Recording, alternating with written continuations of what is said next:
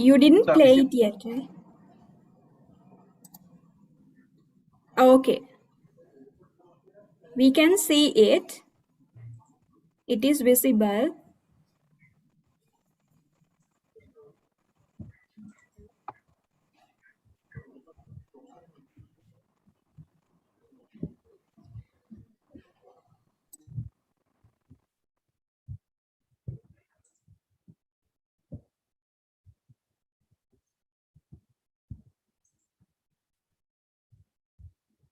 It is streaming, Toastmaster Raghav.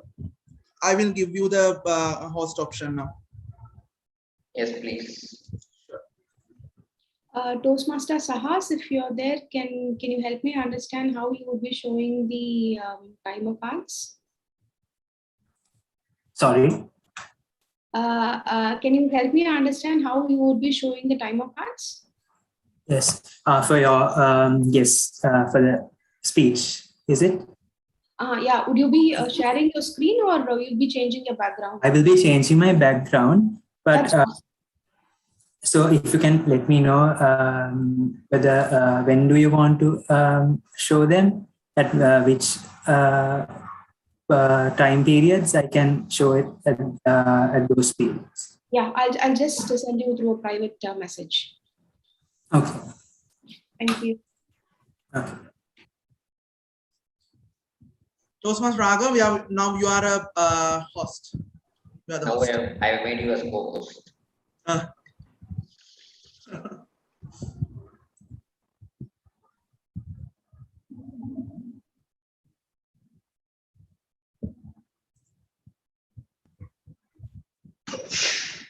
Sampath, when you are playing the video, Yeah. there is an option that you have to put the sounds on. Sounds on. That's what I'm trying to figure it out. It is in the bottom of that Bottom left. share. Yeah, bottom left. When the screening option comes. Yeah. Share sound. Yeah, just tick it. Now it should be fine, I think.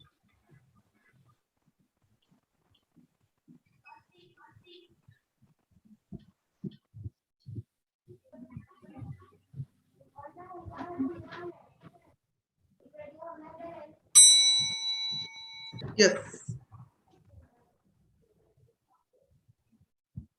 Ishani, we can start.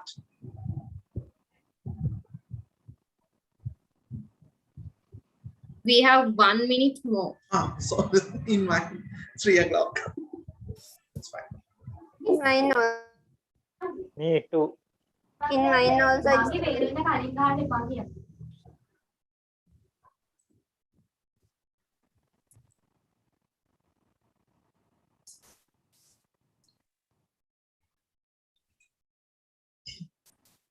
All right. The capacity to learn is a gift. The ability to learn is a skill. The willingness to learn is a choice. I warmly welcome you all to the 286th meeting of Siyane Toastmasters Club, another continuous learning experience. So, before the commencement of the meeting, I wish to remind you few housekeeping rules. Kindly check whether your mobile phones are in the silent mode. Please keep your mics muted when a speech in progress, as it may distract the speaker. Kindly refrain from speaking about any topic which may hurt the personal feelings of a member in the audience. So let's begin the meeting by reciting the club mission. When reciting, please bring your right hand closer to your chest.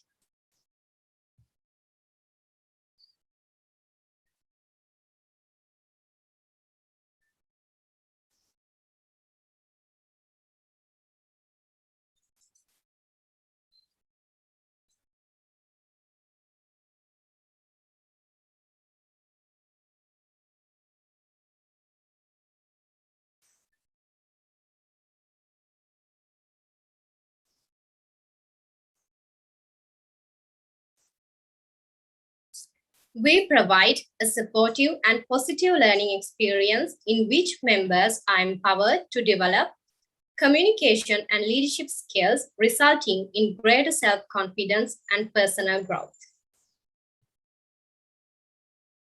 Thank you, everyone. Now I give control to our beloved, young, energetic Madam President, Toastmaster Varuni.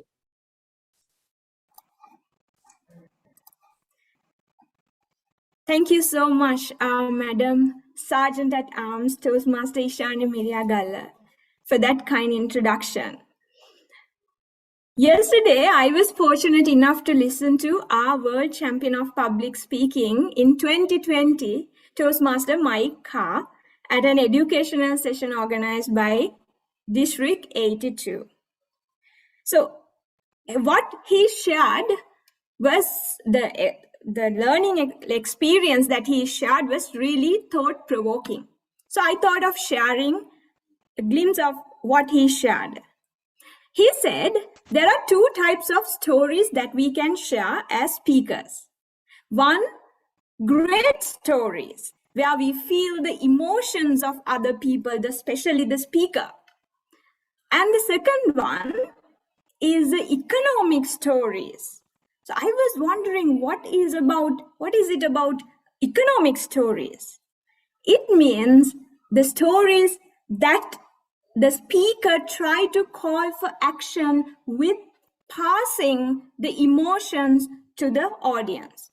So you will, as audience members, we will feel the emotions as well as the speaker is trying us to go for actions as well, take initial steps. So when it comes to, he nicely explained, in our day-to-day life, we take selfies and post those photos in our social media. And there, what we are trying to do, we are trying to share our stories, and we are trying to invite other people, hey, come and look what has happened in my life. So please look at this. This is how I spent my day. This is how I did great in my office or at my office or in my career. So we are trying to force others to look at ourselves. So we are trying to share our story, but that's not the case when it comes to the speeches.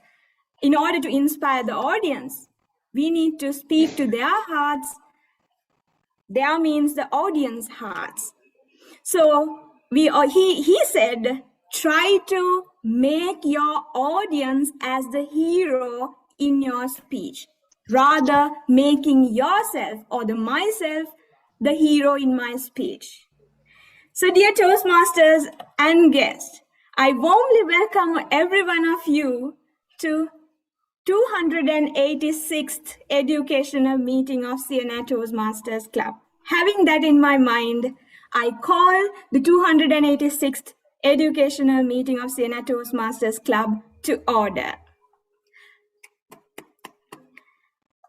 Dear friends, today is really special because one special leader is visiting us and she is ready to deliver a session, an educational session about visionary leadership.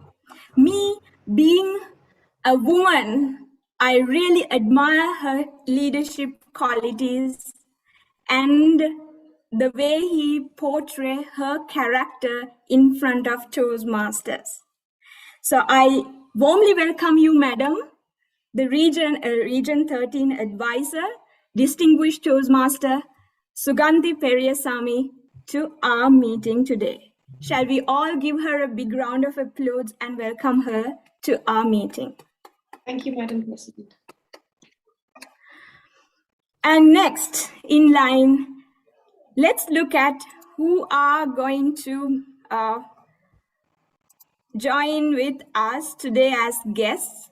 We have Hevindu. So could you please, all the guests, could you please introduce yourself, your name, your profession, and how did you get to know about Toastmasters? Shall I first invite Toastmaster, Mr. Hevindu? Over to you. Am I audible? Yes, you're audible. My name is Hevidu. So I'm just finished A-levels and I'm looking to enter into a university. So I heard about Toastmaster when I was like in grade 4 or 5 from actually Mr. Sudash Liyanage. Thank you so much, Hevindu, and we warmly welcome you to Siyane Toastmasters educational meeting. And then let me call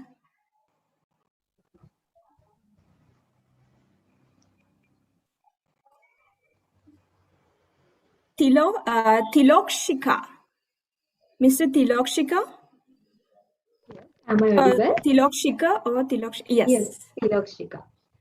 I'm Okay. Sangani Tilokshika. I'm undergraduate of Rajarata University under Applied Sciences Health Promotion Department. I know about that Siyane Toastmaster through Facebook and message through Messenger and join it.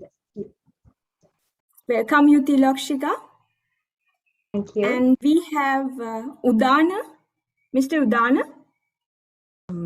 Hello, I am Udana and I work in Road Development Authority as an engineer. I get to know about the Toastmasters from my roommate, Mr. Kasun. He's here in the meeting. So that's why I'm here today. Welcome you to Udana to our meeting today. And we know about Naveen and all the others. Dinesh. Yes, we got to know about them last meeting. Yes. And if I didn't welcome our past finance manager, Toastmaster Raghavan, I think I made a huge mistake there as well. So welcome you, sir, to Siyane Toastmasters educational meeting. Thank you, Renee. It's always the current FM is powerful, which is one here. It's happy to be part of Siyane Toastmasters and lovely memories that I met many of the people back, innovation and the interaction that I had when I was FM. Thank you, and over to you, President. Yes, we witnessed how you and distinguished Toastmaster Gandhi Periasamy organized all the ovation. We went there and we witnessed a huge and successful ovation, and we enjoyed it a lot. Thank you so much for that experience. And next, introducing the Toastmaster of the Day. Our Toastmaster of the Day is a banker by profession, a branch manager of Peter Cortes Ceylon Bank, a lecturer and a trainer, and she holds her MBA from Cardiff Metropolitan University, UK, mother of two, one daughter and a son. And this energetic, I would like to invite this energetic, young and hot Vice President membership of Siyane Toastmasters Club as the Toastmaster of the Day, Toastmaster Apsara Ranasinghe. The screen is yours, madam.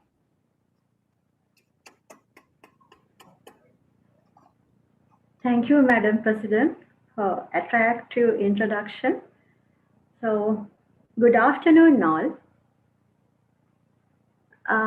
Most recently, one of my bosses called me. So he asked, "How are you doing? What about your performance?" Even though my performance is good, I told him, "You know, boss, this is pandemic. There were 2 waves in 2020, and there were another wave after wave. How could we work? We cannot visit our customers. I can't release my staff to go and visit customers. How do we can businesses?" So I came up with so many excuses. By hearing all, he told, "Apsara, you are there. You are a ship captain. Anyhow, you have to sail the ship over the waves. There may be storms, there may be icebergs, but As a ship captain, you have to sail the ship above the waves towards destination. So those words were rhyming in my mind. So I thought, yes, true. We have to sail the boat or ship above the waves. So with that, I won't tell you. We are passing very tough time. But remember, tough time never lasts, but tough people do.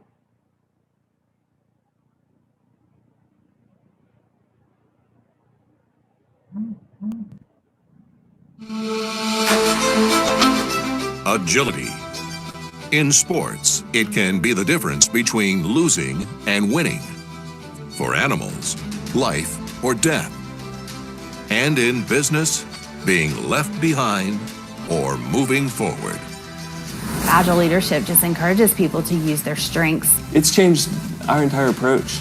Very intimate. It's much more about the people. I really want to move the company forward because I appreciate the flexibility and being able to do things in the manner that I see fit. As an ad agency, we work with a lot of different clients. Only one right now is really a truly agile company, and it's really different.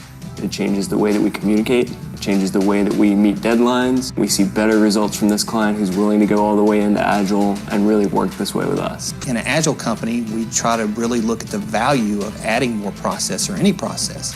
Does it really add value to what we do for the client? If it doesn't, then why do it?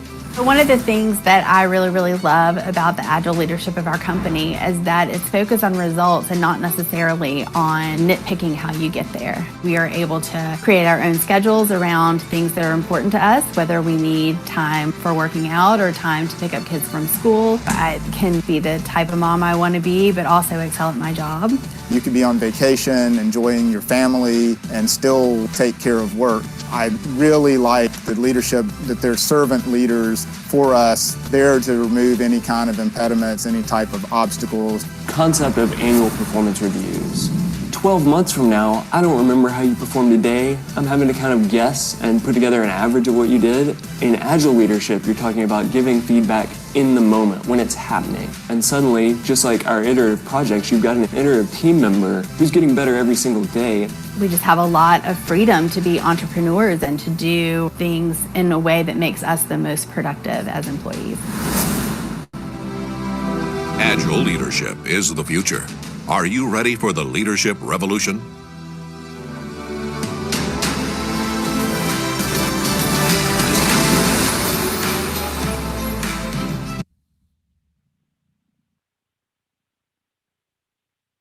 That's all about agile leadership. We are Toastmasters, so we are ready for adapting to change. For the today's meeting, I have a great team. First, let me introduce time of the day. He had a bad habit of procrastination, but it is not practical when it comes to online platforms. As a result of using online platforms for the studies of his degree, he had to get rid of from procrastination. His favorite characteristic of agile leadership, be focused. Junior architect by profession, let me invite Toastmaster Siyane. Thank you, Toastmaster Apsara, for that wonderful introduction. I will be, good afternoon, Toastmaster of the day, fellow Toastmasters and guests. I will be your timer for today's meeting, and it is my duty to keep track of all the timings and to monitor the timings of all segments of today's meeting. So let's start with the timing allocations. The round robin session in total is given 15 minutes. Then Toastmaster, the guest speaker, Toastmaster Gandhi has requested to show the signals in the following manner. The green signal at the 35th minute, the yellow signal at the 40th minute, and the red signal at the 45th minute. Now let's move on to the prepared speeches. The time allocated for the prepared speeches are as follows. The level 1 project 3 speech is allocated 5 to 7 minutes. So at the 5th minute, I'll show the green signal. At the 6th minute, I'll show the yellow signal. And at the 7th minute, I'll show the red signal. And at 7 minutes and 30 seconds, I'll ring the bell. So the level 5 project 3 speech is allocated 2 to 3 minutes. At the 2nd minute, I'll show the green signal. At 2.5 minutes, I'll show the yellow signal. And at the 3rd minute, I'll show the red signal. And at 3.5 minutes, I will ring the bell. The level 1 project 2 speech is allocated 5 to 7 minutes. At the 5th minute, I'll show the green signal. At the 6th minute, I'll show the yellow signal. At the 7th minute, I'll show the red signal. And at 7.5 minutes, I will ring the bell. The table topic speeches are each allocated 1 to 2 minutes. So at the 1st minute, I'll show the green signal. At 1.5 minutes, I'll show the yellow signal. At the 2nd minute, I'll show the red signal. And 2.5 minutes, I will ring the bell. The prepared speech evaluations are each given 2 to 3 minutes. At the 2nd minute, I'll show the green signal. At 2.5 minutes, I'll show the yellow signal. And at the 3rd minute, I'll show the red signal. The evaluation of the table topic speeches are as follows. The timing allocations are at 1.5 minutes, I'll show the green signal. At the 2nd minute, I'll show the yellow signal. And at 2.5 minutes, I'll show the red signal. And at the 3rd minute, I will ring the bell. The grammarian and the R counter are each given 3 to 5 minutes. At the 3rd minute, I'll show the green signal. At the 4th minute, I'll show the yellow signal. And at the 5th minute, I'll show the red signal. So those are the timing allocations for today's meeting. So at the end of the meeting, I will come up with my report when the general evaluator calls me for it. Over to you, Toastmaster of the day. Thank you, Toastmaster Sahas. Our next role player, our point of the day. She requested to work from home on behalf of her team in past days. It has been approved for the entire team.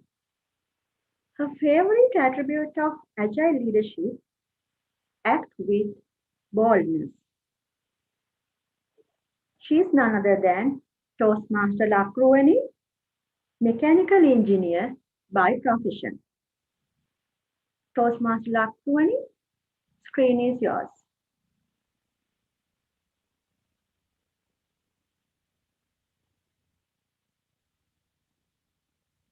You are muted, Toastmaster Lakruani. Thank you for the kind introduction, Madam Toastmaster. I'll share my screen.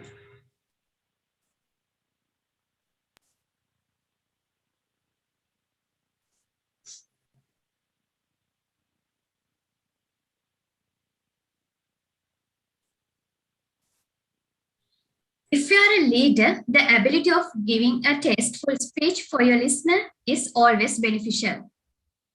In this pandemic, I started cooking in weekends. It helped my mental health a lot. I found few tricks that we can use to make our meals more tastier. Same as for the speeches.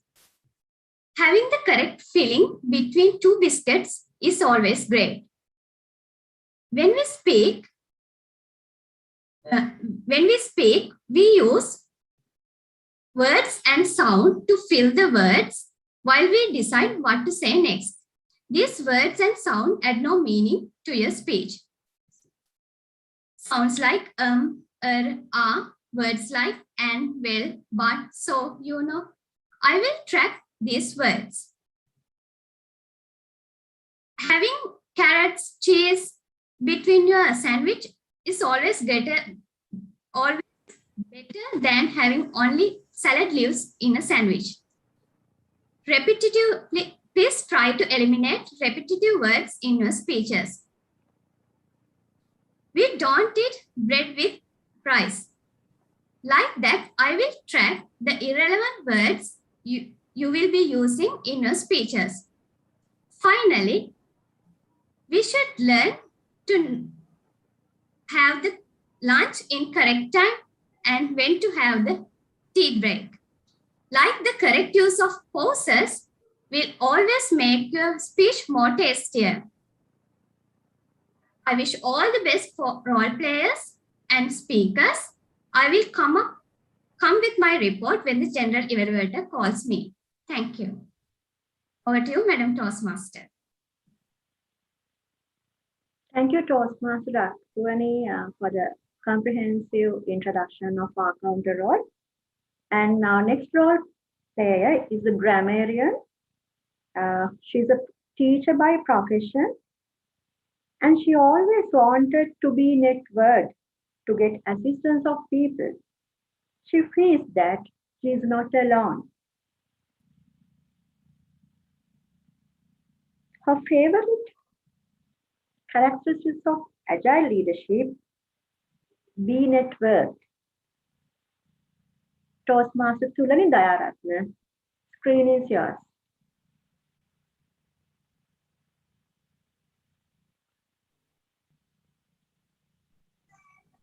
Okay, so I'll share the screen first. As per the grammarian, I have several duties to do. First, to introduce the word of the day as well as the idiom of the day. And I'm going to count the number of times that these have been used throughout this session, as well as I'm going to check the good usage of language as well as the misuses as well.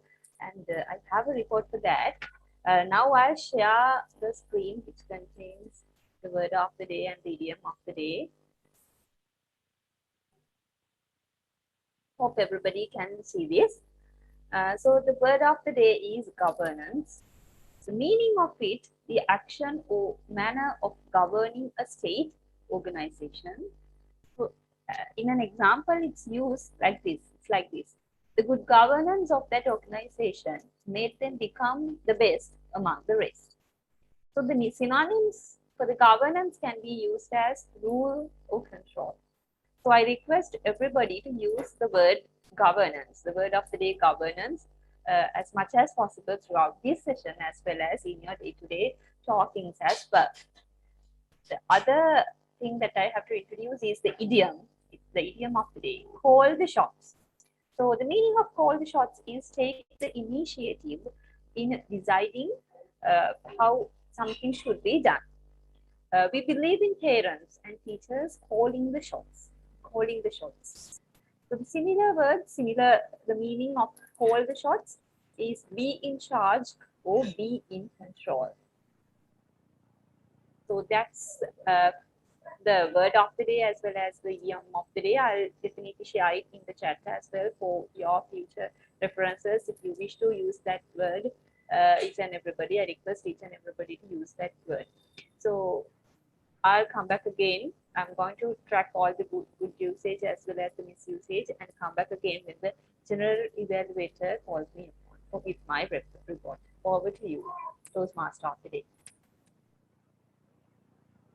Thank you, Toastmaster Siyane, for the very clear introduction of grammarian role. Our next role player, general evaluator. So she's a medical administrator by profession. This is her experience during past 2 years. Due to increase in dengue patients of Negombo Hospital, she had to stop admissions of patients, dengue patients, but she was able to increase beds and staff to face the task.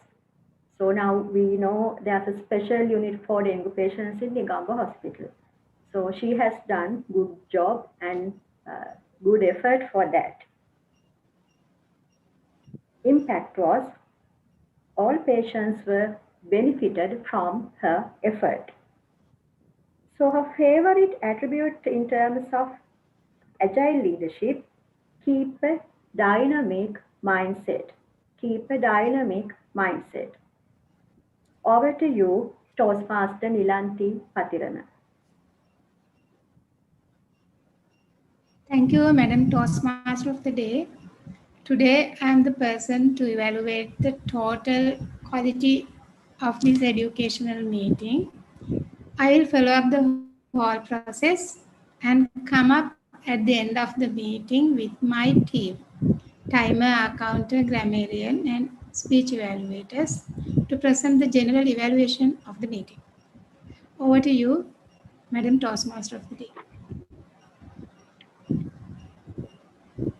Thank you, Toastmaster Nilanthi. So our next session will be round robin session. To conduct that, I will invite Toastmaster Sampath Prashant. He's HR and administration manager in profession. He allowed his team to maintain relationships virtually while they work from home in pandemic. So there was a huge impact of that in terms of team spirit. That's how he led his team towards team spirit. So his favorite characteristic of agile leadership: inspire my team. Inspire my team. Over to you, Toastmaster Sampath Prashant. Thank you very much, Madam Toastmaster of the day. My dear fellow Toastmasters and guests. As the round robin master of the day, I'll be explaining you how it works. Main objectives of round robin master is to warming up the audience before the starting this educational program, and this help us to improve our listening skills, as well as it encourage our impromptu speaking skills. Let me begin the round robin session, which is aligned with our today's theme. Are you an agile leader? So let's try to find out our agile leadership within ourselves. We cannot solve our problems with the same thinking we used when we created them. It's a famous quote from Albert Einstein that shows the importance of getting ready for the changes, or the agile leadership. If I'm talking about agile leadership, it is focused on the needs of the others. They acknowledge other people's perspectives, give them the care they need to meet their work and personal goals, and involve them in decision making wherever possible. And it builds a sense of community within their teams. Yeah, I'll explain you the thumb rules of this round robin session. Each member gets 15 seconds to speak. The next speaker will start his or her speech from the last uttered word of the previous speaker by the time of bell rang, though the speaker can complete the sentence. So I'll use a digital screen where you can see the timing with a countdown. At the end of 15 seconds, it will ring the bell. Yeah. This we'll try to create a story. Every day we start with a formal word, and we conduct our round robin session. So I would like all of you to join with my story. So I'm going to create a story, especially when we are facing this pandemic situation. Okay, it might be a story. So let me begin my story so you all can continue the same. In one fine morning, I woke up to go to the office as usual. Then I heard a news saying that curfew has been imposed all around the country. Then I got shocked. Then it came to me in my mind, there are a lot of pending works to be done, especially being the HR person. We need to pay the salary to our employees. Otherwise, they'll be helpless, especially when a curfew situation is arise.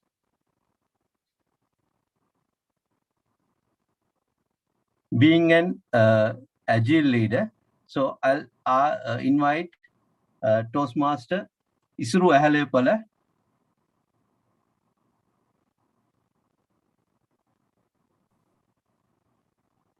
Being an agile leader, I had in mind to, it was on my mind to do all these tasks at the right time. Because now, when considering agile leadership, one of the, it mainly focuses on getting things done at the right time. And because of that, I really wanted to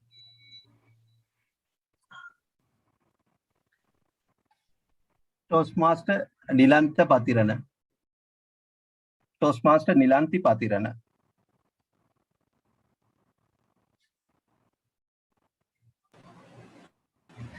Being an agile leader in day-to-day life, it is really a challenge to do my professional work and balance my family life. And I think the most of the leadership I apply at my profession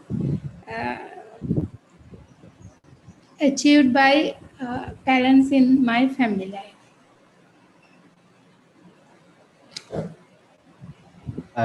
Toastmaster Varuni Pereira. Toastmaster Varuni Pereira. Life is always challenging, but in the meantime, working according to the challenges and make challenges to challenge the challenges is a very difficult task. But I got to know that I have a lot of work to do at office, even though I made a plan and came up with a strategic plan in order to face those challenges. Guest Hevindu. Hevindu. Yeah. Being an agile leader is a very tough thing. It's my experience because I am a captain of my badminton team. So we have to lead our following members to victory like that.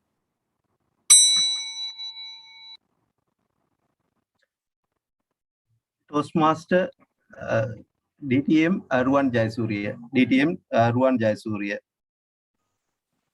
Like Sampath was mentioning, I was driving towards my office to attend to the necessary work, and then I saw the agility is everywhere. The people have adjusted the rules according to their needs, and all of them were on the road. So I did not see any curfew rules imposed.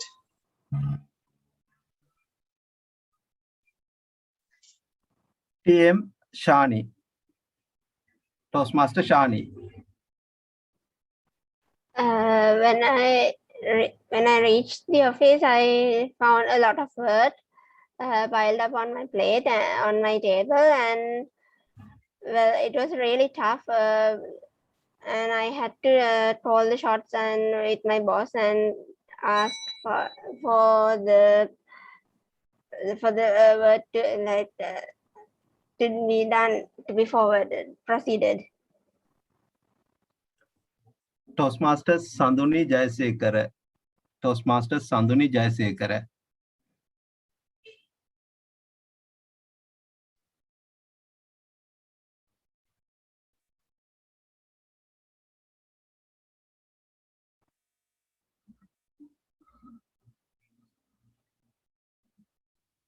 Toastmaster Madhumali Mudalige. Toastmaster Madhumali Mudalige.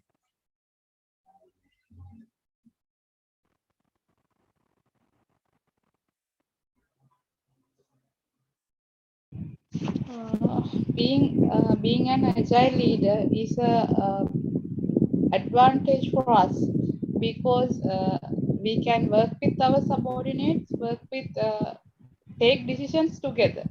So I believe that during the pandemic period, it was a hard time, but it was easy to get the decisions and do the things that we want to achieve in good manner. Toastmaster Sadari Jayasekara. Toastmaster Sadari.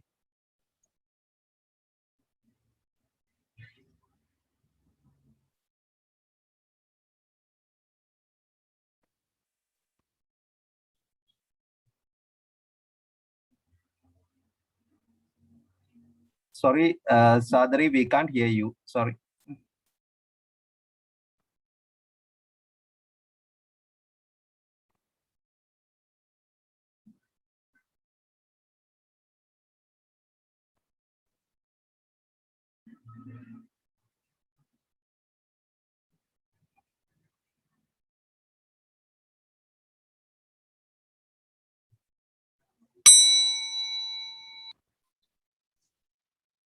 Toastmaster Malaka.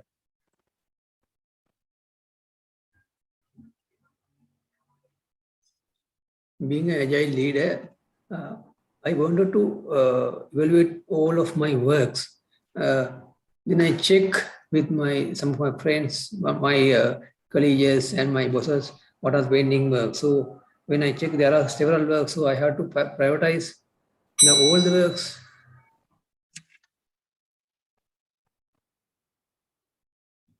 DTM Shehara Disanayaka. DTM Shehara. Works that needed to be done had to be done in office. So we needed to make sure that we as agile leaders had the proper governance in place to adjust to the situation that has come about, and we had to call the shots as leaders. DTM Pubudu Ginige.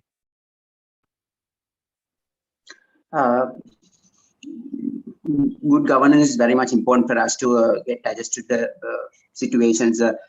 When I was heading towards office, I saw there's a huge queue near a shop. I thought it's a pharmacy, but when I was get close, I realized that it's a liquor shop. There were a lot of people in the queue.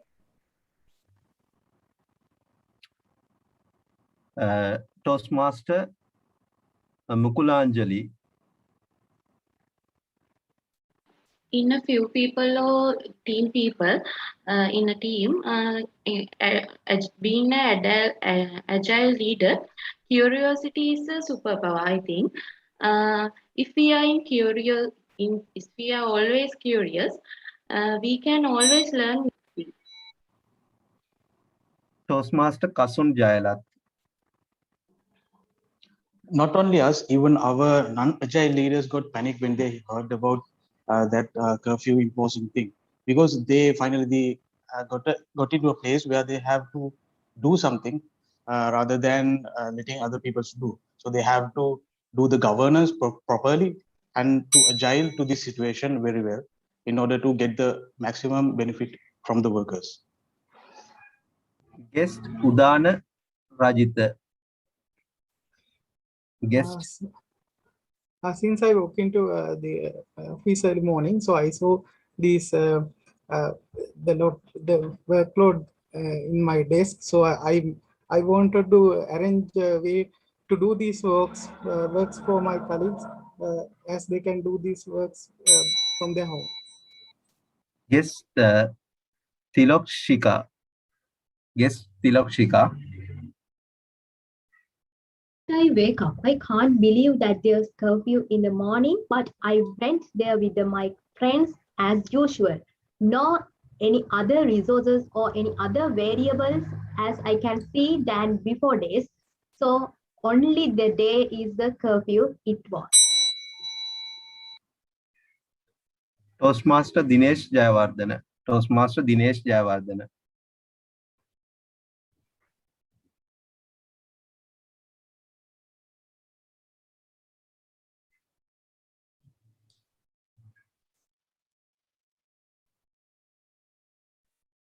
Guest Naveen. Guest Naveen.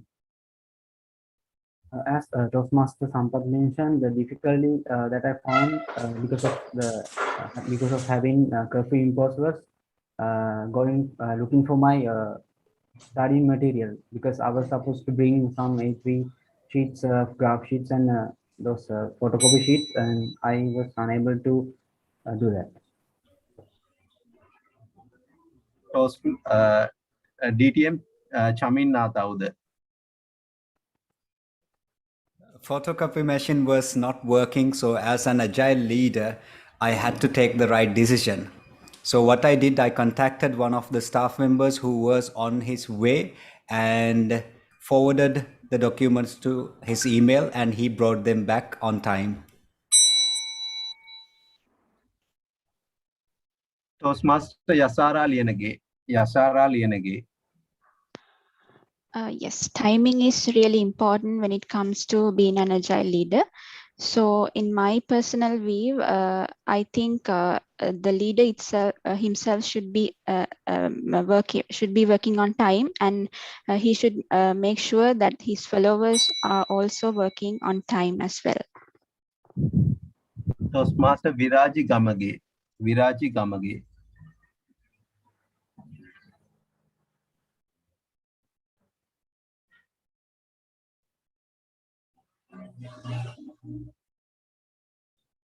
Guest Udana.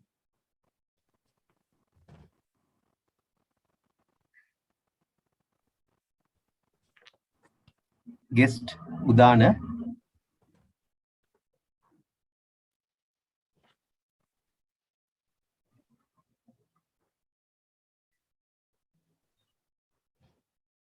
Toastmaster Siluni Herath.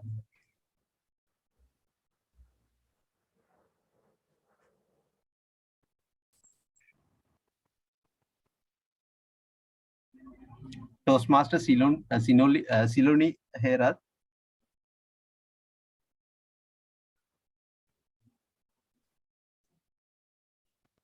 Toastmaster Bhagya.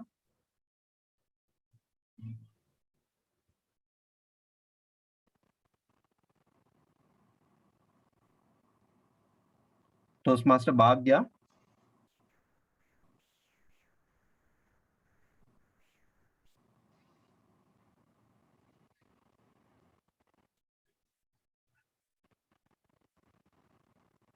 Toastmaster Sena.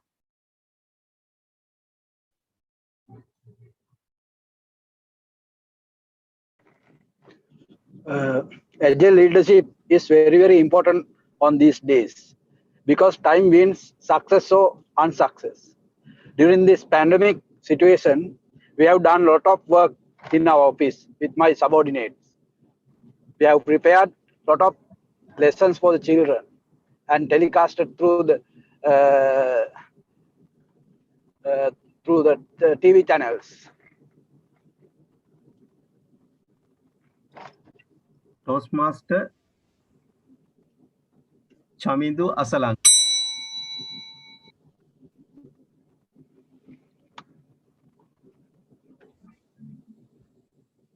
Toastmaster Chamidu.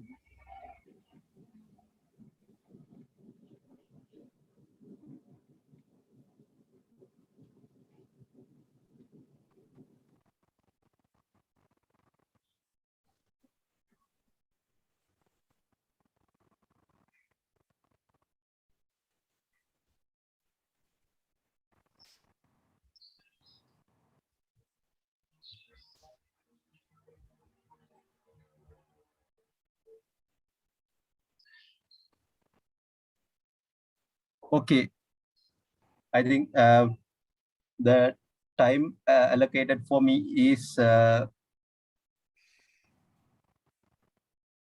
15 minutes. That's over. So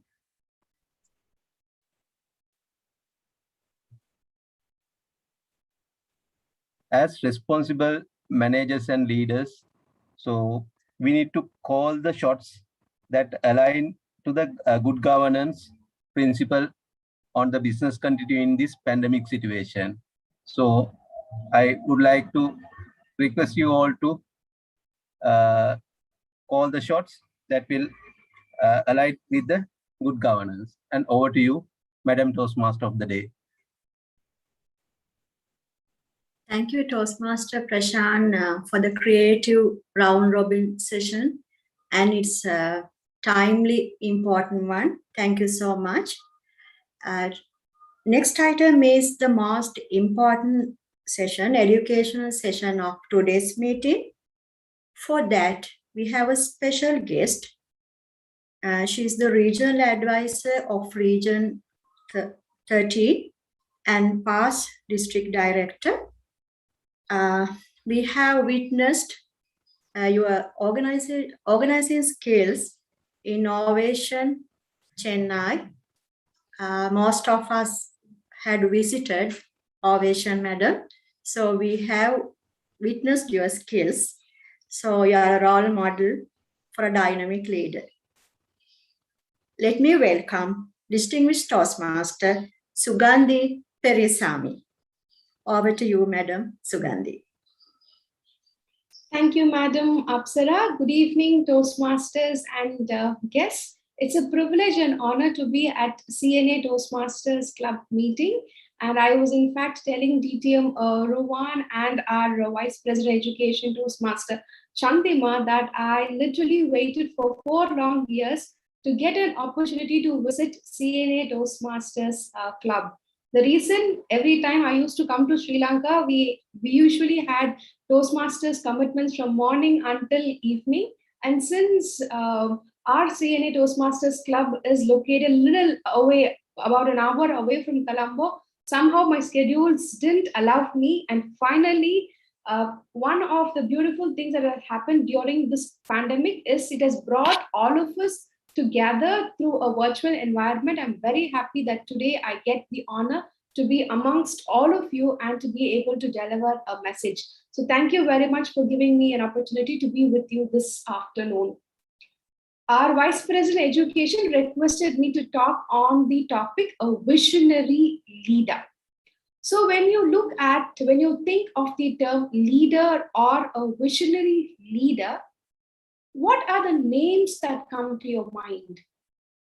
Can some of you unmute yourself and share a name of a visionary leader who has inspired you? Or you could also type in the chat.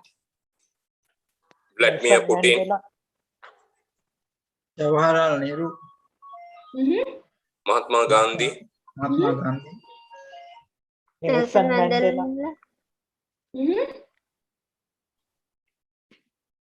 Interesting names. Any more? Jacinta. Sirimao Bandaranayaka. Wonderful. Jacinta Ardern. Mother Teresa. Mother Teresa. Wow. So Florence Nightingale. Sorry? Florence Nightingale. Interesting.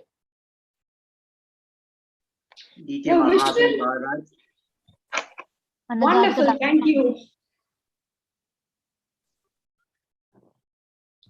Now, one thing that our round robin master was telling about how all of us became agile leaders during this pandemic.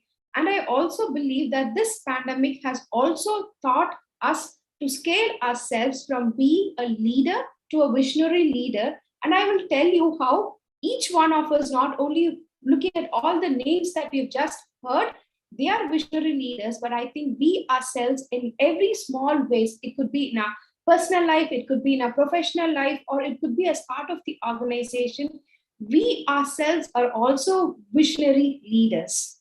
So I'll quickly share my screen to talk a bit about visionary leader. I would like to keep this session as engaging as possible. And towards the end, we will definitely have some time for questions.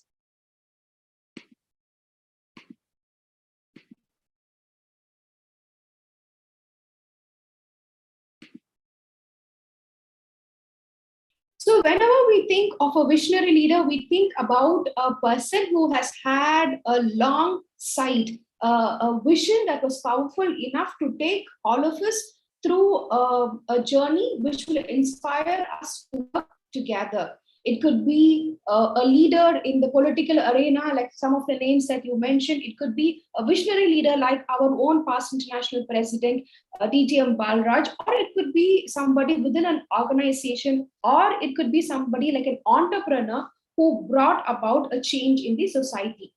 Now, if you take our own history of Toastmasters District 82, I think about 2 decades ago, some men, some simple men who never thought that they would become extraordinary leaders, the likes of our past international president, DTM Balraj, our immediate past international president about a year ago, distinguished Toastmaster Deepak Menon, the late distinguished Toastmaster Subramaniam Chittur, they all thought that one Toastmasters club that was chartered in Colombo, as the Colombo Toastmasters Club, that laid the seeds for many other Toastmasters club within Sri Lanka and India, should come together to form a territorial council, which indeed led us to form a District 82. Now, do you think that these gentlemen had this long-sighted vision when they started with one Toastmasters club? No, right? Over a period of time, they saw the momentum, and then they saw that coming together and keeping us together will definitely take us towards something of a larger benefit to the larger community, and also to develop speakers and leaders in a way that nobody can envision 2 decades ago. Now, we have talked about leaders at a larger scale. Now, don't you think Siyane Toastmasters Club has leaders? Shall I tell you the names of some of the leaders whom I have got inspired from Siyane Toastmasters Club? We have our own distinguished Toastmaster Pamburwala, who has traveled the length and breadth of Sri Lanka to spread the gavel movement. And I don't think anybody else can be so passionate about bringing young children under the umbrella of Toastmasters. Then, of course, we have our own distinguished Toastmaster Sehera, who was instrumental in starting a club in the suburbs in a place called K Golf. And how can I forget our own distinguished Toastmaster Ruvan Jayasuriya, who during his area director term chartered a club in a remote area called Frontliners, and he brought all of you as Siyane Toastmasters as one club to rebuild the Kaduvela Toastmasters Club. Now, will you all agree that all of us are also visionary leaders in our own right? Yes, no, some answers? Yes, definitely. Yes. The reason why I'm saying is sometimes they say when we look at big goals, when we look at big leaders, and we look at the big things that they have done, bringing a change in the society, bringing a change in the people around them, we always think that a visionary leader is somebody who can only be called as a visionary leader if they're able to impact a larger group of people. But we as Toastmasters, we as normal human beings, I think in our everyday life, when we interact with our own family members, when we interact with our own team members, we touch and transform lives. And being the very humble and modest people that we are, we don't call ourselves as visionary leaders. So today, I request all of you to take a step back and remember that while we take inspiration and motivation from all the big leaders that we have always been inspired of, each one of you in this virtual room is also a visionary leader in your own right. And that I will tell you why for you to further believe by looking at the vision statement. What is a visionary leader and what is a vision statement?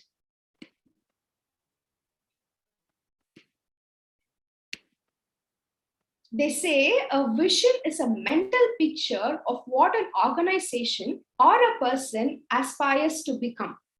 Now, as normal people, don't we all have a vision for our own lives? Probably when we were studying in school or when we graduated from college, what is that we wanted to do with our life? What is that we wanted to become 5 years from a particular point of time? What is that we want to achieve in our personal life 10 years from now? So all of us have a vision. The only thing, the difference is when we look at a vision from an organization perspective, you see the vision beautifully crafted with clarity, and it is displayed as vision boards here and there for us to recollect.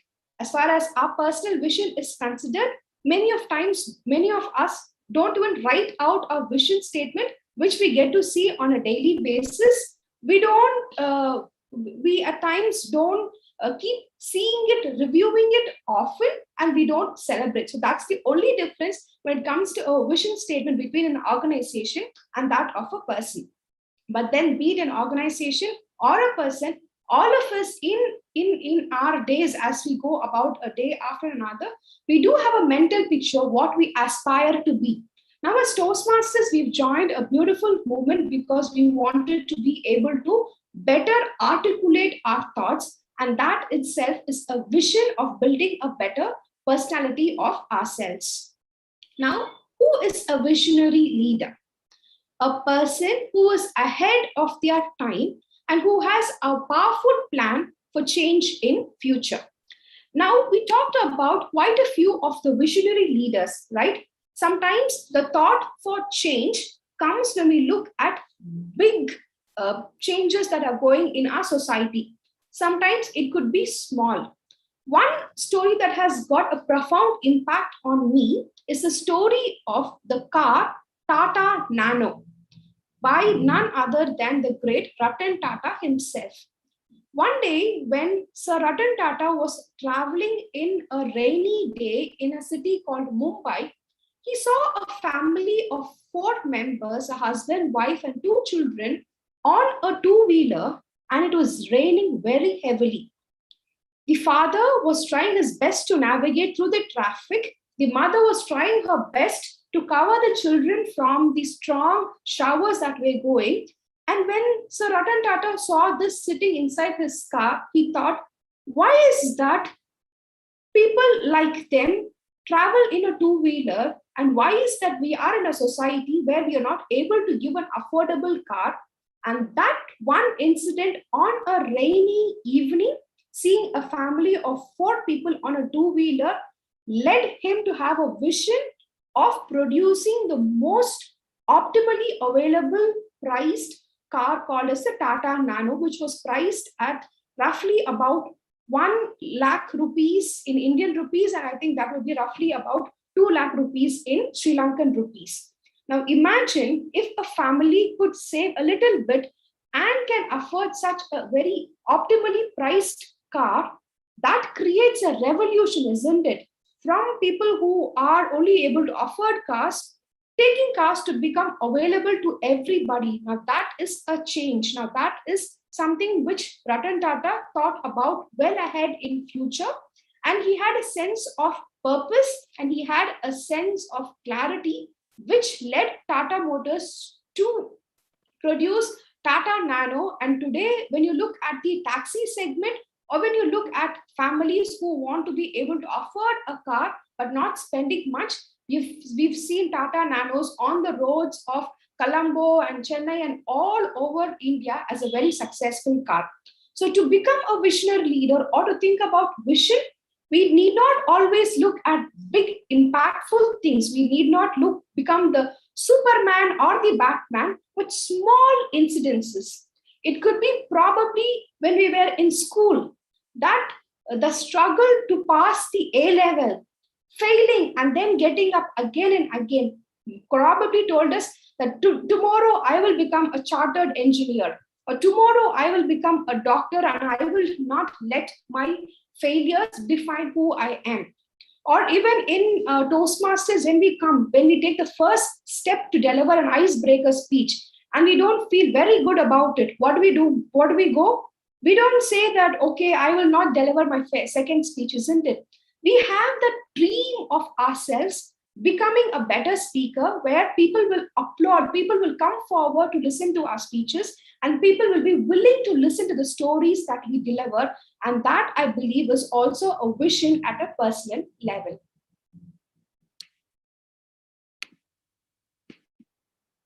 Now, since we have talked about vision and we also have talked about a visionary statement, let me also quickly take you through what is the purpose, why should we have a vision statement? A vision statement in general provides a direction in which an organization should travel. Now, for example, when we have Siyane Toastmasters, now what would be your vision? Your vision probably could be to ensure that each of the members are confident in speaking in front of an audience and are encouraged to take up any leadership skills, right? Now, that is the vision with which the president and the vice president, along with the rest of the ExCom, leads the club through the year. And that is a very general direction. It keeps them grounded. It keeps them always focused on the member requirements.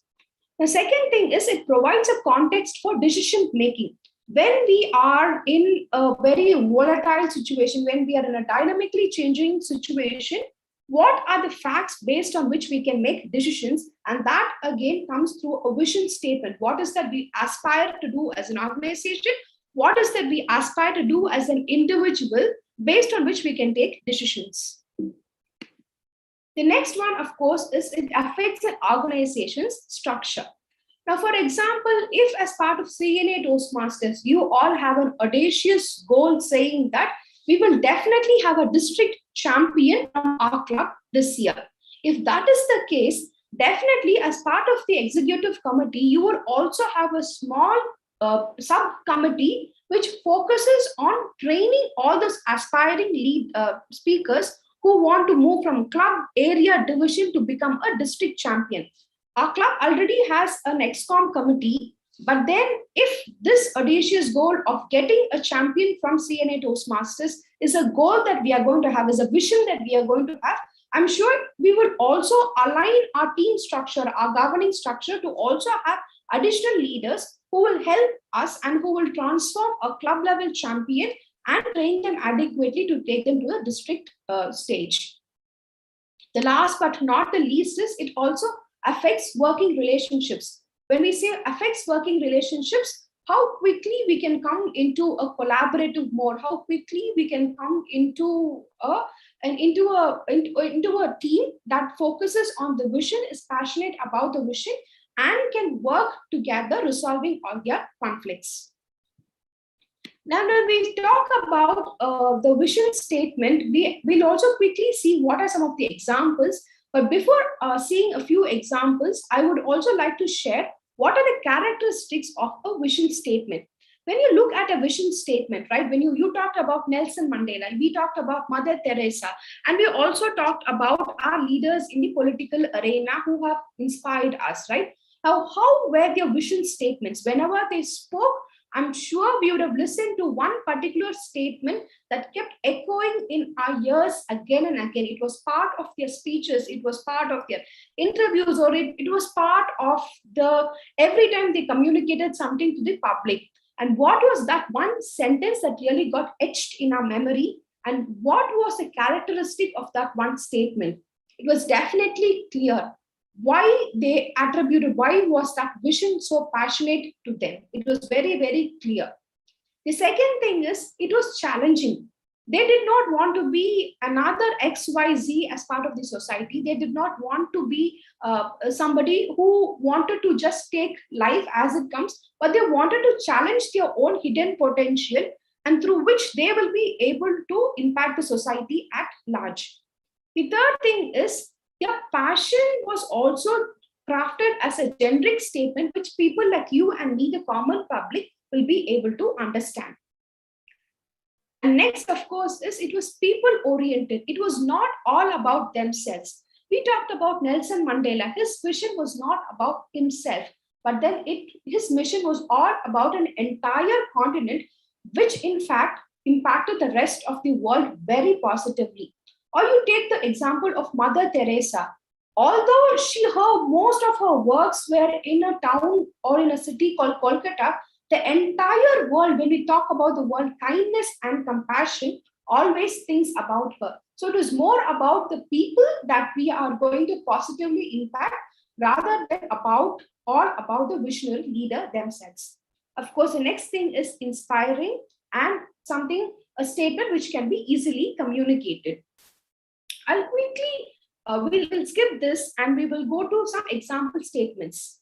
Amazon has the vision statement to be the world's most customer-centric company.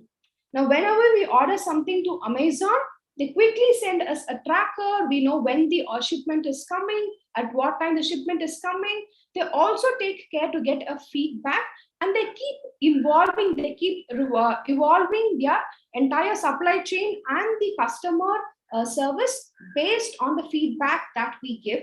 And today, anything that you would want to buy sitting at the comfort of your home, we would turn to a company called Amazon. Now look at another example, our indigenous example of Mass Krida. I had the opportunity to visit the Mars Bulgaria and Mars Kilinochi plant.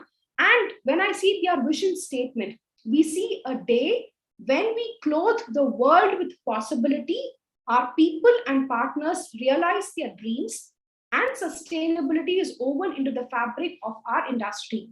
When we look at a vision statement, what does Mars Krida do? They are in all forms of clothing, and they have empowered a lot of women to become small entrepreneurs. They've empowered women leaders as part of their organization. And they about sustainability, because when you visit any of their plants, you see how much they treat nature, how much they treat the environmental, the natural resources with respect, and how they want their initiatives to be sustainable in the long run. Now, when we talk about vision and all that, I would like to share my own personal example of how I had a vision when I served as a district director.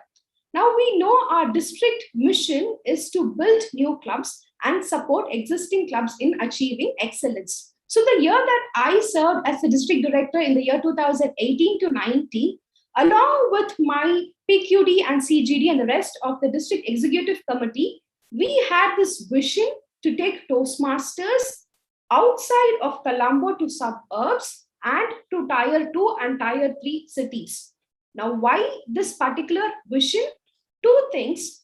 Now, we were more or less saturated in a place called Colombo, and we just had a few clubs in the outskirts or in remote stations, right? The second thing is, 2 years after that I served as a district director, the district was also going to give birth to 2 districts. So we should also have a pipeline of clubs, or we should be able to also continue building new clubs. And for that, we cannot keep opening clubs in every street of Colombo. We should definitely look at going beyond. And the third part of the vision that I was very passionate about is, now, yesterday I was talking to our Sergeant at Arms Toastmaster Ishani, and I asked her what she is doing. She said that she is a student who studies in Colombo, but she resides in Gampaha, and she said she's very fortunate enough to have Siyane Toastmasters available at a place where it is very reachable to her. Now, imagine if all the clubs were only in Colombo. What about people in Bayamba? What about people in Gampaha? Where will we all go for Toastmasters club, right? Somebody in those days had a vision to start a club at Gampaha, and today we have Siyane Toastmasters where we have world-class leaders, right? So this was a passion. Every time that I listened to icebreakers, could be in Sri Lanka or in India, and people said, I came from a small town and work brought me to this metropolitan city, and because of it, I was able to join Toastmasters. I always wondered, what if we took the program called Toastmasters to the suburbs of all these cosmopolitan cities? What if we took Toastmasters to the remote towns? And that led to our vision for the year 2018 to 19 to start clubs in the suburbs and in remote places. Now, when we look at the rest of the presentation, I'll also share some of the pros and cons, and of course, the difficulties a visionary leader will come across when you have a vision statement like this. All right, when we talk about vision statement, the first thing is, of course, we should definitely have a team that believes as much as we believe in our vision statement. So if you want to be very successful about your vision, now when we talk about vision, it could be both at an organization level or at a personal level. Now, let's say you are a working professional and you want to also study an advanced degree, right? Now, your team members will be the people at home, or it could be your friends. Now, how many of them are also quite excited about you studying an advanced degree, overcoming all the restrictions that you have at your workplace, the other professional and commitments that you would have? So that is part of communicating a vision to your own team members, in this case, a personal example. If you are a team leader, or you are a part of an organization that is going to create a new vision, that how can we get our team members to embrace our vision? Talk about the vision all the time. Now, we talked about our very own example of Nelson Mandela. Now, wherever he went, he was definitely voicing out that people should have the right to live by their own means and they should have the freedom, right? And this was echoed in every single time that he spoke, could be a small gathering, a large gathering.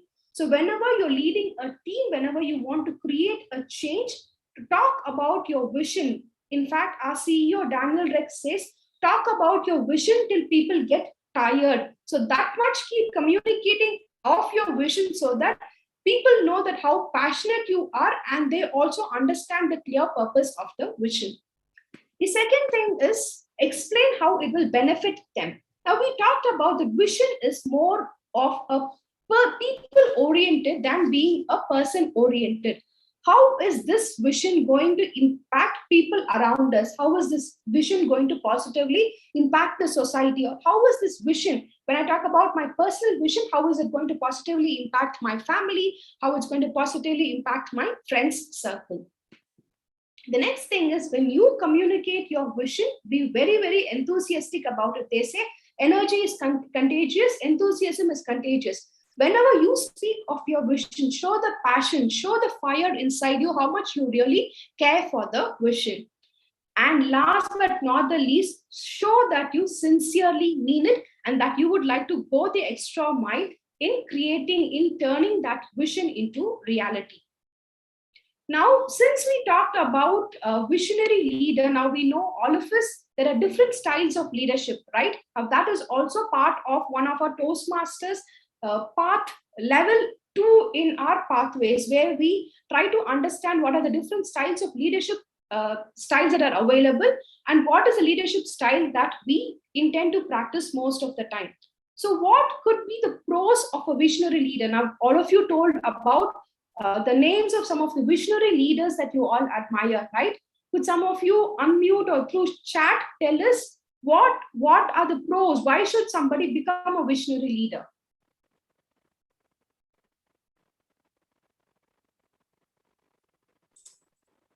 So that the followers know where they are going, where they're headed. Thank you, Sehara. Dilan, you had something to say? Yes, madam, to inspire other people. To inspire other people? We can get everyone's commitment towards one goal when we have a clear vision. To get everybody focused on one particular goal. Any other answers? To change this world to a better place. Beautiful, to change the world into a better place. Now, why should we become a visionary leader? Why should we have a vision? Why should we passionately follow a vision? And why should we positively impact people around us? The pros of being a visionary leader is you have a clear idea of a goal. If it is a personal vision, I will become a better communicator in 2 years down the lane, or I will get an advanced degree, or I will move to a particular position in my organization. Now, everything is part of the vision and we have a clear idea of the overall goal. And usually when a person is a visionary leader, they are very, very proactive. Now, I told you that I had a vision of chartering clubs in the suburbs of Colombo and in the remote places of Sri Lanka, right? When I said that why should we charter clubs over there, I was very clear that this year we will definitely take Toastmasters to people really who need Toastmasters. And we are a large district and we socially care for people around us, right? So we thought, why don't we put all our efforts together, our human power or our financial power, and take Toastmasters to the outside world. And that was a clear vision. And I kept communicating this vision starting from my day one to our executive committee members in the form of our division directors and area directors and got them excited. Now, how was I proactive? Now, when I said that we will start clubs in the suburbs of Colombo, I cannot randomly go tell my division directors and area directors, look out for suburbs and start clubs, right? Now, they will be lost in dark. So what did I do as a proactive person was, now, since I have been coming to Colombo by then for about 2 years, I had a good understanding what was the main part of the Colombo city and what was the suburbs and what is the potential. So I used to do a bit of research on Google, talk to my division directors, area directors, and some of the past district leaders offline, and we identified a few suburbs, like for example, Maharagamawa or Battaramulla or Dehiwala, as an area that has the potential to start a Toastmasters club. So when my first meeting with my division directors, when I gave them the names Dehiwala or Battaramulla or Maharagamawa, they were quite excited. They said, okay, this person has already done some amount of research. They were okay. They were thought that since I was proactive in getting the research done, they also got an idea as to how they could go ahead and continue the research from where I left. The next thing about being a pro of a visionary leader is a visionary leader also clearly understands the risk-reward trade-off.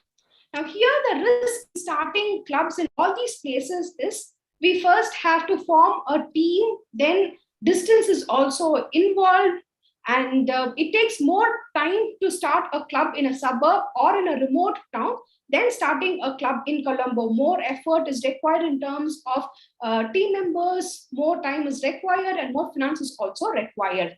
Now the reward, we are really able to take Toastmasters to people who really need Toastmasters. Now what is the risk here? The time process is more consuming.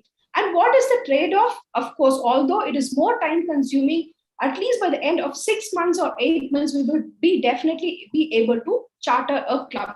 So here, as a team who believed in the vision, we had a clear understanding of the risks involved. We knew what the reward was coming and where we had to do a trade-off. So the beautiful theme of having a vision, being a visionary leader, is you unite your entire team towards achieving a common vision. So as a team of area directors and division directors, along with the club, the CGD's extension team, all of us unitedly worked towards achieving this one particular vision. And of course, if you want to be a visionary leader, the temporary setbacks should not deter us. I'll tell you how we had a temporary setback. Unfortunately, in April 2019, we had the bomb blast in Sri Lanka, right? Now, one club that I was very passionate about is starting a club in Batticaloa Toastmasters Club. And we were very close to having the charter forms, everything done. But then since Batticaloa was also a town which was heavily impacted because of the bomb blast, we cannot go talk to people about Toastmasters when people are really struggling to stay inside their houses to protect themselves from the external sources, right? So I was telling my area director and division director, it is okay, let us probably continue the club building after July. It is okay if this club goes into the next year, but let us continue the pursuit and help them form a club. But then towards the end of April or the second week of May, if I'm not wrong, the editor and division director called me and said, can you please check your WhatsApp message? And they sent me a picture of the charter form. And I was all thrilled. How is that? 4 weeks ago, we said that we cannot even go ahead and do a demo meeting. We cannot go ahead and continue another demo meeting to complete the forms. And here we have the forms. Now we had a temporary setback, but then people of Batticaloa were so committed, so dedicated in becoming passionate speakers and leaders that they all came together and they put their collective effort to form the club. So whenever you have a vision, a big vision, sometimes there are setbacks, but then as a visionary leader, we know that a setback is only temporary and resilience will always pay the rich dividends that we are looking for. We'll quickly talk about the cons of a visionary leader, because whenever there are positives, we also have the so-called challenges that come along with that, isn't it? So the cons of being a visionary leader is you are so passionate about the vision, you talk about the vision with so much of enthusiasm that your team is fully excited, but over a period of time, the team loses momentum if the visionary leader does not stay on track and if he or she does not follow up. The second cons of a visionary leader is it is risky if there is no proper succession planning. Now I'll tell you why it is risky. During the year 2018 and 19, we as a district had this vision of taking Toastmasters to suburbs and Tier 2 and Tier 3. Imagine if in the days to come, the subsequent district teams couldn't continue the vision. That would have been a very risky affair, isn't it? those clubs that we chartered in the suburbs or in the remote places could have suffered because of without adequate support. But then luckily, I think we as a district team decided to pursue that vision. And last year, we formed Southeastern Toastmasters Club, which was a second club that came in from the eastern part of Sri Lanka. 2018, we formed Batikla Toastmasters Club. And last year, we formed the Southeastern Toastmasters Club. And I'm sure in this current year, we will form another Toastmasters Club in that locality and form that as an area. So whenever you are a visionary leader, ensure that there is also succession planning, and it is not a 1 year goal, or it is not a one-time goal. It is done and dusted. People look at it off, but then there is no succession planning, and then there is no team for us to carry on with that particular vision. The last con of being it is sometimes team members don't get accountable if the leader isn't accountable. So as a team, as a visionary leader, what is that you are accountable to provide the team with the motivation or help them to stay accountable as far as the goals are concerned. All right, we talked about the pros of becoming a visionary leader. We talked about the cons of becoming a visionary leader. Now let us go and talk about what it takes to become a visionary leader. A visionary leader could be at an organization or at a personal level. Have a vision, a clarity as to why you want to pursue that vision and why you're passionate about the vision. Because we always saw that a visionary leader is somebody who thinks ahead of their time and who wants to bring about a change which leads people to a better future. So if you are looking at a better future for yourself, for your team, for your family or your organization, bring in that clarity, why that change, how passionate you're about the particular change, and what you can do proactively to get your team excited. Now, a visionary leader is not successful if their team does not come along with them, does not march swiftly along with them. So for you to be a successful visionary leader, the most important trait is to listen to your team members. Keep both our ears and eyes always open to understand, to be able to get their ideas. Because when we talk about vision, we only think about this is my vision, this is my vision. There could be our team members who also come up with beautiful ideas, who will be able to add strength to the vision, or who could be able to tell us what are the pitfalls in our journey. So when you want to be a good visionary leader, keep your eyes and ears open to your team members. Be an avid listener.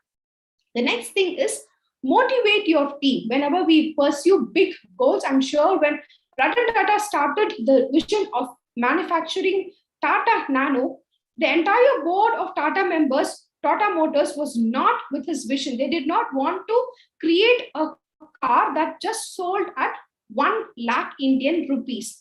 He had to go about telling why that vision was a reality. And many a times, now we know cars, we know the manufacturing part, the cost of the parts, right? In this case, we had to bring down the manufacturing cost of parts so that the entire car can be sold at just 1 lakh.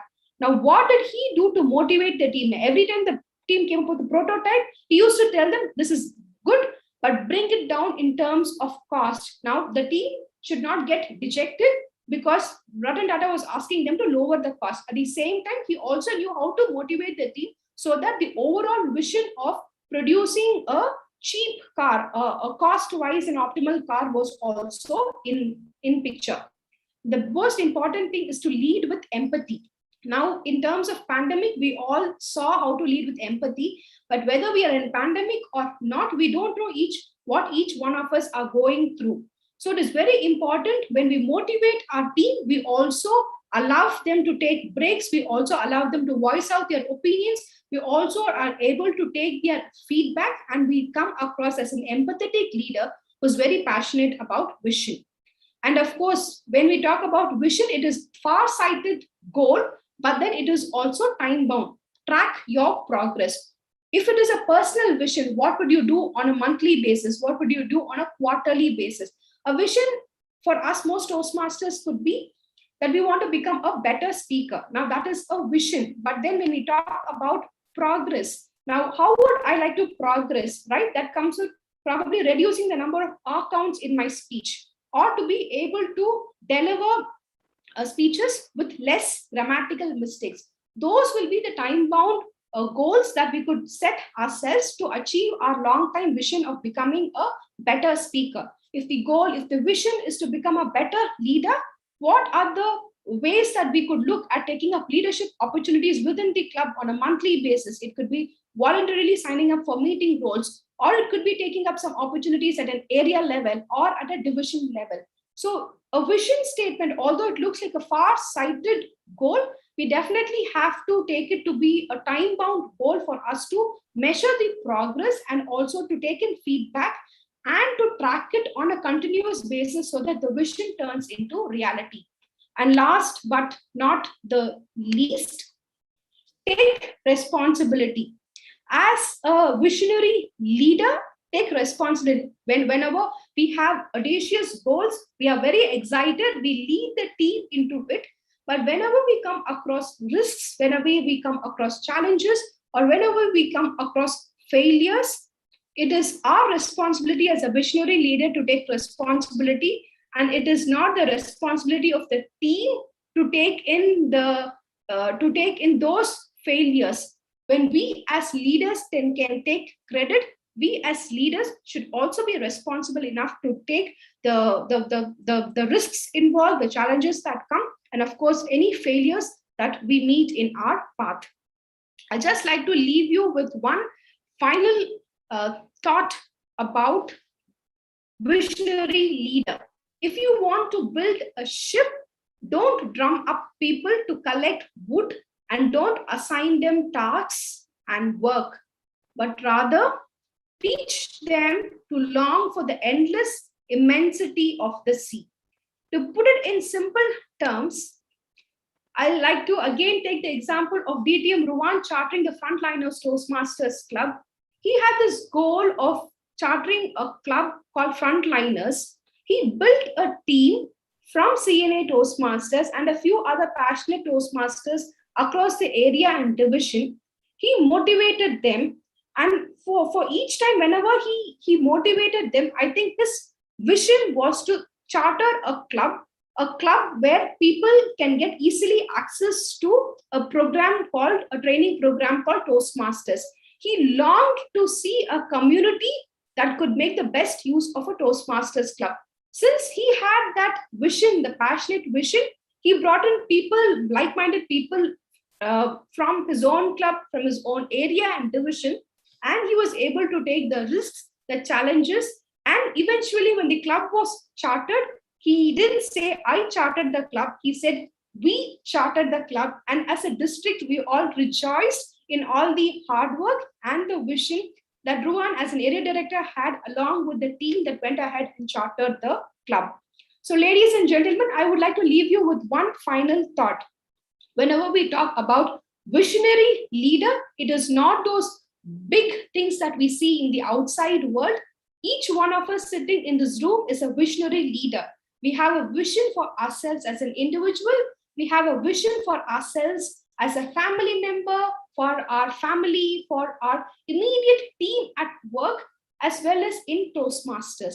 So whatever is your vision, ask why you want to pursue that particular goal, why you want that goal to be your vision. Once you have clarity of purpose, build your team, your motivational team. Could be your people at home, could be your friends, or if it is an organizational vision, look for team members, motivate your team, be an empathetic leader, and together, I'm sure if we believe in changing the future for the good, every one of us has the right to dream of a big goal and to call each of us as a visionary leader. With that, here's wishing you the very best, but then let me now open the floor to questions.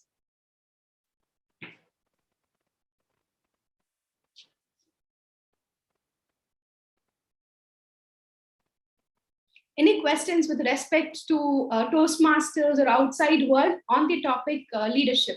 I'm open to take it up. Right, can I open the questions? Please. How can you like deal with the people who are not like against your vision or not quite aligned with your vision, and it's always, how do you deal with that? That's a beautiful part of being a visionary leader, right? Not everybody wants to believe in your vision. So help them understand the why portion of it, help them see the benefit to them and the people that they are going to positively impact. If we are able to help them understand the purpose, the clarity, it takes time for them to get involved in our vision. But once we see that it is a people-oriented goal, it is not a selfish goal, and it impacts people or the society at large in a positive way, keep voicing out your vision with a sense of clarity and the sense of purpose. It takes time. It is not very easy to have the so-called, I would not use the word rebellious, but people who don't have the same faith and passion as we do. It is a time-consuming journey. But then if we are able to travel forward with a sense of purpose, slowly we will also get them to be part of our own collaborative team. Hope that answers your question. Yes, madam. Thank you very much. I see DTM Ruwan raising his hand. Yes, now when we set out a vision and when we want to communicate down the line to the others, the team members, now going in line with the delegation, what we can do is we can plan the vision in some people who are really getting it quickly and let them also to spread the message. My question is, now when we selecting those people who can take forward or disseminate our vision to the others, that every time need to be the leaders who have some titles, or else maybe if there, for example, in an organization there can be a supporting staff who really believe in the vision, which is he does not have any team to lead also. Then having chosen that kind of a person, how well it will create an impact in the overall situation. Hope my question is clear to you, ma'am. Yes, DT Ravan, and thank you for the interesting question. This also reminds me of the fact when we come into Toastmasters leadership, it is not more about authority or title, but we learn how to influence people around us without the authority and title. So splitting your question into two parts, whether it is more important to get influential people to talk about our vision. In the short run, that would be definitely helpful, because whenever we look at people who are influencers, we believe more in them than people who don't have such a very strong influence, right? So if our vision is so passionate, if we can get a few people who are at that level to come and also voice out their passion towards a vision, that will be helpful. But many a times that is not what we are blessed with, right? We would definitely have to have our own team members. It could be a support staff or admin staff. But then what I have also seen in my professional journey is it is these members who are very quiet, who are very passionate about the vision, but the small things they do differently, they are able to influence people around them, and that becomes like a collective force. So whether the change happens at a small level, at the big level, it is nice. But then sometimes when that is not available, it is really very important that we continue to motivate people around us. Could be very small team members, could be a fresher, or could be just 1 or 2 years into the organization, because we don't know where the word of mouth spreads. It could be during a lunch break or a tea break, where they get excited and talk about vision, where they get excited talking about changing for the better, right? Small acts of change leads to a large, it's like small ripples in a pond creates a large one, right? It is like that. So if we are lucky, influential people might come to support us, but then let us not undermine the support and the passion that comes with the strength of our team members. Thank you so much. That answers your question. Thank you so much, very much.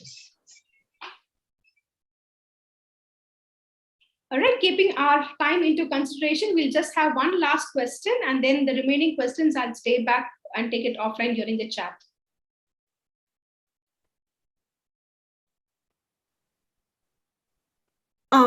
Madam, I have one question. Yes, we know that the purpose matters a lot for a visionary leader. Yes, I admit that. But most of the time, when it comes to my professional life, I have seen people follow the leaders as who has got appearance. People go behind the appearance of people, the way he talk. I have seen some of the leaders who has got a squeaky voice, not in a very build up physique, but those other people do not like to follow them. So what are your thoughts in that regard? Thank you, Varni, for the interesting question. I myself fall into that. I don't have such a very magnetic voice, or that is what I believe. So whenever I used to talk to my ADs and DDs, I really wish that I was very charismatic and had that magnetic voice to give that vision, right? But to me, always the image of Mother Teresa used to come into my mind. She was this fragile person, not even with a very strong voice, but it is her actions that influenced people around, right? So leave alone those charismatic leaders. We do have seen enough of those leaders, right? If we don't fall into that category, how can we influence people around us by the small deeds that we do, by the day-to-day actions that we take? People, in fact, get influenced temporarily by the choice of our words, by the way that we speak. But in the longer run, the permanent influence comes by our actions, by our deeds, with our integrity, how we are able to do our day-to-day tasks, or what are the actions that we do towards achieving something. So I strongly believe in walking the talk rather than being that charismatic person, just communicating the vision, but more towards action. Hope that Thank answers. you. Yes, thank you. All right, my dear fellow Toastmasters, each of you is a visionary leader. Today, at the end of this meeting, go ahead and revisit your vision if you've already crafted a vision for yourself. Or if you have not set out a personal vision, take out some time this evening and write out a vision. Why you want to pursue that vision? Make it as a time-bound goal. Translate that vision into a mission, and who would be your cheerleaders, who would be your team members, and how you're going to see yourself transform from an individual to a visionary leader. Here's wishing you the very best, and may all that you aspire for become yours in the days to come. Thank you very much. And with that, let me invite our Madam Toastmaster of the Day back to the virtual stage.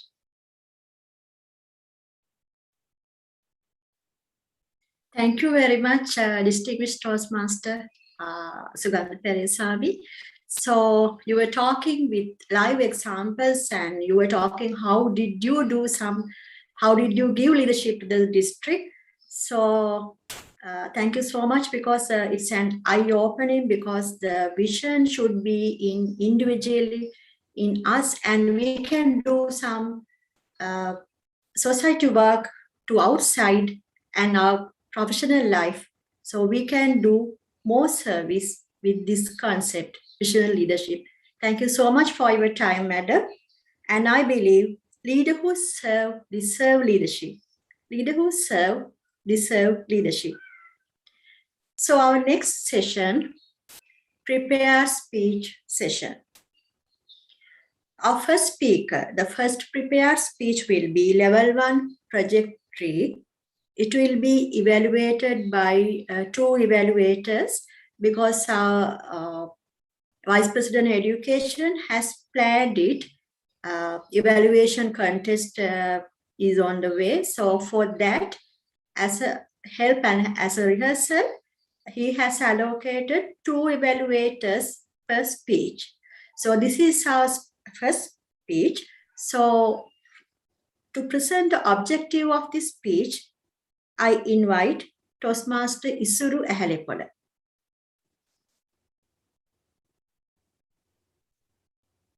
Thank you, Madam Toastmaster of the day.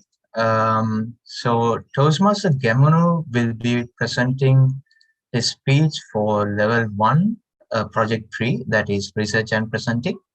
And I'm sure Toastmaster Gamono is well prepared, and I'm looking forward to listening to your speech.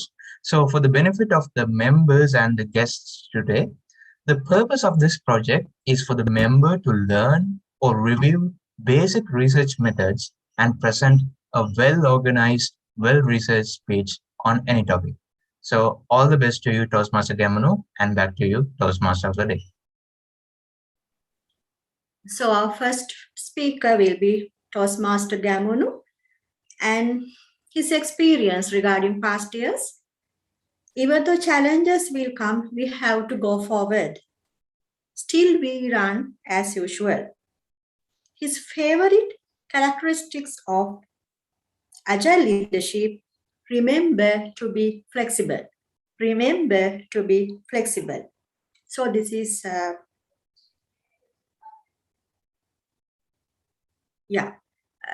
Toastmaster Gamono Vijayasuriya. How to become a magician. How to become a magician, Toastmaster Gamono.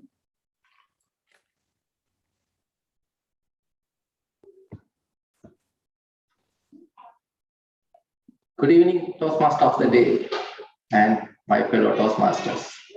I'm sure you would like to see magic. How many of you would like to see magic? Raise your hands. Oh, lot. Can you remember any movies related to magic? I'm sure Sylvie knows the best. Harry Potter? Yes, her favorite subject, Harry Potter. I know that she has gone through all the Harry Potter series. And what about the TV series? What is the best TV series based on magic? Merlin? Yes, it's Merlin. Shanika, well done. Well, whatever the magic, I did a research how the magic comes. Well, there are two guys called Penn and Teller has given some principles of magic. That is into 1970s, early 1970s. These guys try to have the principles of magic. In the magic, the principles I am going to explain you. The first one is the palm. The palm. You should be able to hold something in the palm without knowing to the other, just like this. And second one is the ditch. Means you should be able to take that object out from your hand without knowing to the other, just like this. And third one, you should be able to steal the things. That means you are taking something to your hand or to the place without knowing to the audience. That is the number 3. And I will show you later how it works. Number 4 is loading. Load the things, the objects, to the where it has to be. And it would be hidden earlier, and you have taken out, and you have to put it back to the correct place again. Then the simulation. We show something, you feel that it has happened, but actually it has not happened. So that is called simulation. The final one is misdirection. Yes, I am directing this way, but the things happen in the other way. I will show you how it works as well. And the final one is switch. You have to switch one object to the other without the notice of the audience. Those are the basic principles. I'll take you through a series of magic. Very small gimmicks. I think, can you see these cards? Well, it's in the opposite side. Sorry that I keep 2 cards in your mind. 2 cards in your mind. I'll come in a second. Every one of you. All right. Okay. Again, I'll go to a small trick just to show how it works. Can see this? I would this. These are the things I learned after doing the research. I'll put it here, let's press it, and I have vanished it. It's gone. Do you know how I did it? I'm not going to explain you now. But I can show you the previous one. This is a set of cards you have taken. All of you thought about 2 cards because I have misdirected you. I have taken these 2 cards out and your card is missing.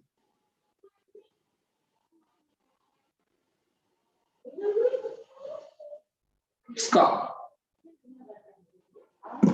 Unfortunately, I can't see the timer. Okay, whatever it is. Then again, I'll come back to the previous magic. So, this is the, I have put the things in my hand and now it is there.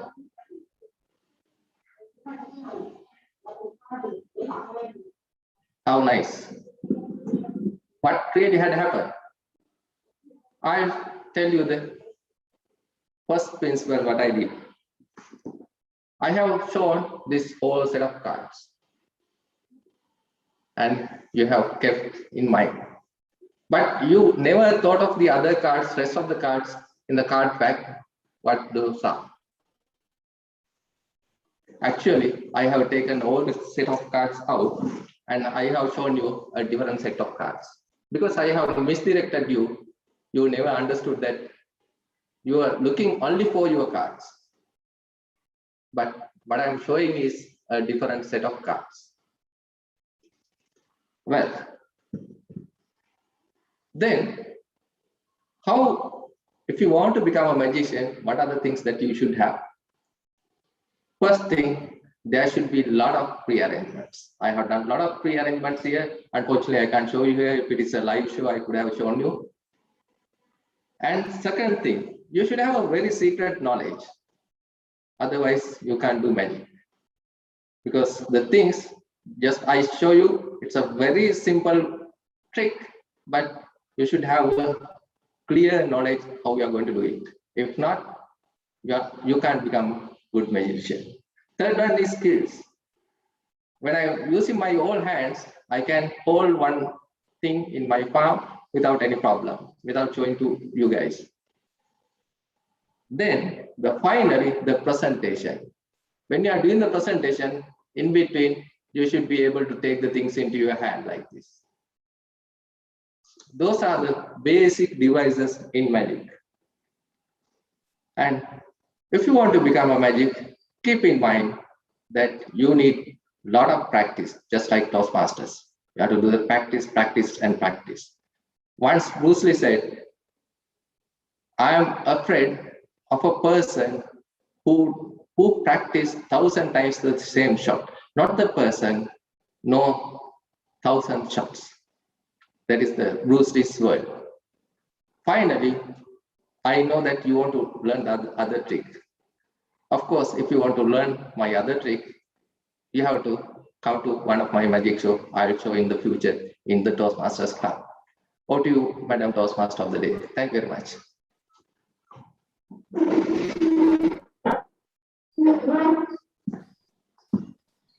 Thank you, Toastmaster Gamunu.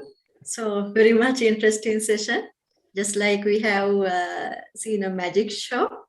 I think everyone enjoyed it and got the message of Gamunu.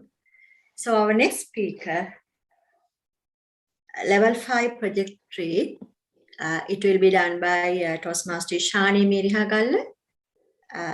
The speech will be evaluated by 2 evaluators, Toastmaster Siluni and Toastmaster Ishani Mudanayaka.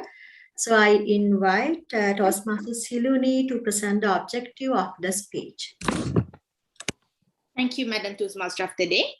Good afternoon, fellow Toastmasters and guests. So today, Toastmaster Ishani is doing her project 3 of level 5, team building. So the purpose of her project is for her to practice the skills needed to build a cohesive team and then host an event.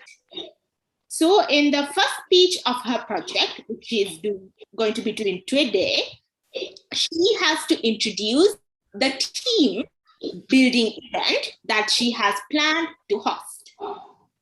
So all the very best, Toastmaster Ishani. Over to you, Madam Toastmaster of the Day. Thank you, Toastmaster Siyane. She's an undergraduate of personal management. During past period, doing things in online platform was tough task for her. But she adapted to the change. Toastmaster Ishani's favorite attribute of agile leadership is be consistent. Be consistent. Toastmaster Ishani Miriha, are you ready? Are you ready? Toastmaster Ishani Miriha. Yes, of course, Madam Toastmaster of the Day. I'm ready.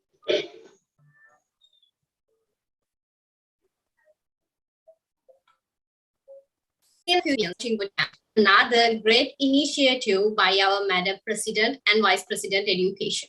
Just think a bit, will there be any other set of people who sacrifice their time and effort just because of someone else's improvement? Other than my family, I can't think of anyone else who may do that.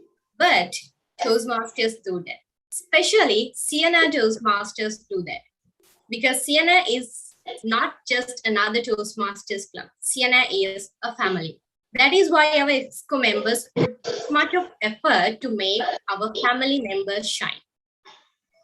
Though our Madam President and Vice President had that mindset to have this coaching camp for a long time, we started working on that from the 3rd week of August. First, we had a few long discussions together with our chief coordinator, Toastmaster Roshini. After that, we had a lengthy discussion with our coaches how to structure coaching sessions. And in the first week of September, we called for nominations from all of our club members. And we created a flyer and shared that in our official WhatsApp group and encouraged them to voluntarily participate for this valuable opportunity, because this is kind of once in blue moon thing. So, and on the 7th of September, we launched our first step. We started coaching sessions for everyone who voluntarily participated to develop themselves. To conduct the first session, we had our 2 champion speakers, Toastmaster Chamina Tauda and Toastmaster Ruan Pereira. They conducted the session called Why I Contest. At the same day, we had another session about the ballot sheet, which was conducted by distinguished Toastmaster Ruan Jayasuriya. And after both sessions, we encouraged our members to be prepared with their humorous speeches, and we gave them 2 days further. Then again, we had a session on 10th, How to Craft Your Speech by Toastmaster Chamin and Play with Humor by Toastmaster Ruanti. It helped our members a lot to modify their speeches. And then again, on 11th, we had a session about Your Speaking Voice, which was conducted by distinguished Toastmaster Nilantha Bandara. And it helped our members a lot to improve their delivery part. Then, as the final educational session, on 14th, we had Your Body Speaks Over the Screen, which was conducted by Toastmaster Chami. So by 14th, almost all educational sessions were finished, but the whole program is still in progress. Now the game begins. We created 4 coaching couples, and for each coaching couple, there are 2 to 3 contestants, and we plan to have 3 one-to-one coaching sessions with their respective coaches. On 17th, almost all contestants had one-to-one coaching sessions. And we are going to have another 2 coaching sessions on 24th and 21st as well. And then 26th, our contestants are fully ready to battle. So I can't even imagine how competitive the contest will be. And so as the coordinator and as a coachee, I personally gained a lot out of this program. And you also will be able to witness the success of our coaching boot camp on 26th. So stay tuned. Battle is 1 week ahead. Over to you, madam. Okay, thank you, Toastmaster Ishani. It's some kind of motivation and encouragement for our contestants in humorous and evaluation contest. Thank you so much. Our third speaker.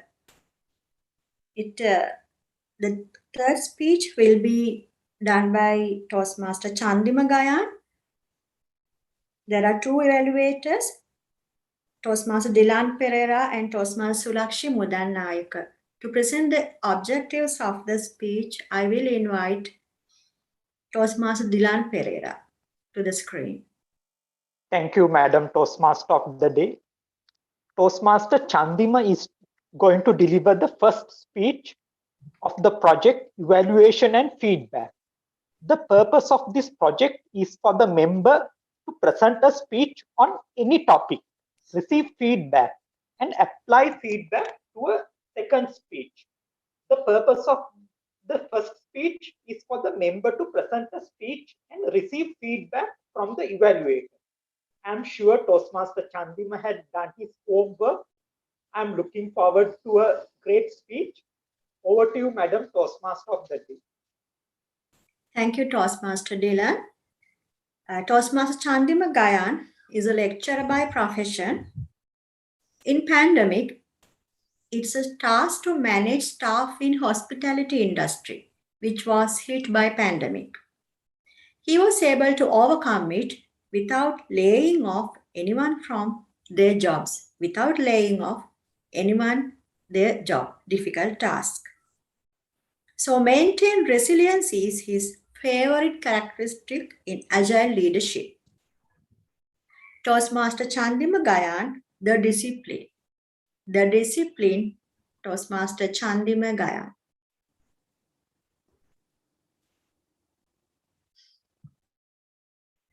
Can you see the screen? No, Chandima. Right.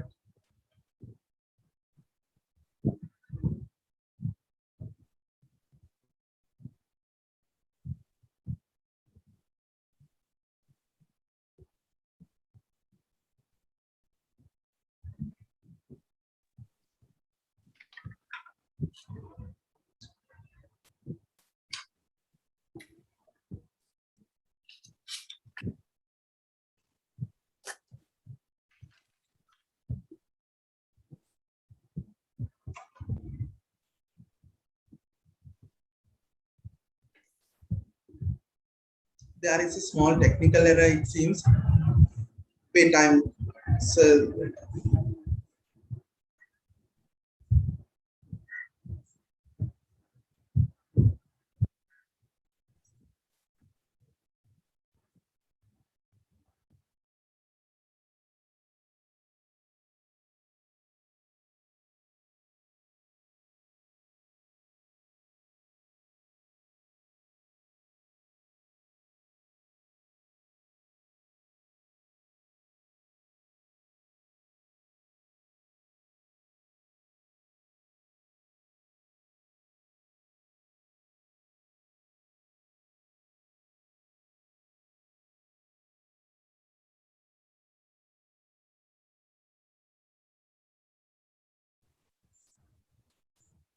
can you see the screen?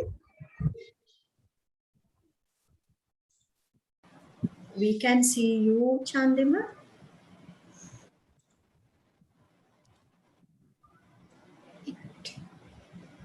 Yes, oh, we can. now, right. Sorry for the interruption. Okay, discipline management. Now, what exactly come to your mind when you see this discipline? Now, since most of our very professionals in our day-to-day life, so this discipline matters a lot in our day-to-day life, especially in our workplaces and also sometimes in our universities as well. Then, what exactly the discipline is? Discipline is, we can simply simply define as behaving in accordance with accepted norms, rules, and regulation, which is specialized for a particular organization. But sometimes when we talk about discipline, always it comes to our mind is all about punishments. But if we go through as an HR professional or even in a professional in other stream, we have to understand that the discipline is not always about giving punishments for people. There are so many things that we can do instead of giving punishments, rather than in the case of managing discipline our workplace. Let me share one small incident. Mr. Siripala is an employee of ABC Holdings Private Limited. Now, unfortunately or fortunately, Mr. Siripala is having a bad habit that even though if he is born to, he's supposed to be at office at 8 o'clock in the morning, every time Siripala is getting late by 8:30, 8:15, he will be at the office. So in a particular view, in the disciplinary review, actually we can conduct it, we can consider it as a discipline issue. But what will be the option? He should be punished, or should we give him another chance in order to make his behavior a positive behavior? Let me come up with some options, because we specifically stated that disciplinary management is not always giving punishments. So what is the first option that we have for Mr. Siripala? The first one is a preventive disciplinary management process. Now, what is happening in preventive disciplinary management process? We as an organization, we will try to make up some form some rules and regulations and communication with regarding to the rules or the customs or the regulations which is incorporated in the organization. The main thing is we have to communicate these stuff for our employees with the very clear intention of giving awareness for all the employees of the company. Because of that, what will happen? Because of that, since it is communicated and since it is enforced in the rule books of the organization, then he or she will try to have a self-awareness or self-discipline as an individual.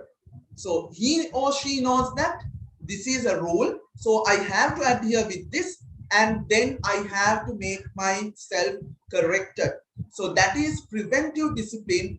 By looking at the rules and regulations of the organization, people will have a self-discipline as individuals, and they will avoid, they will try not to do such misconducts as individuals. So that is all about the preventive discipline.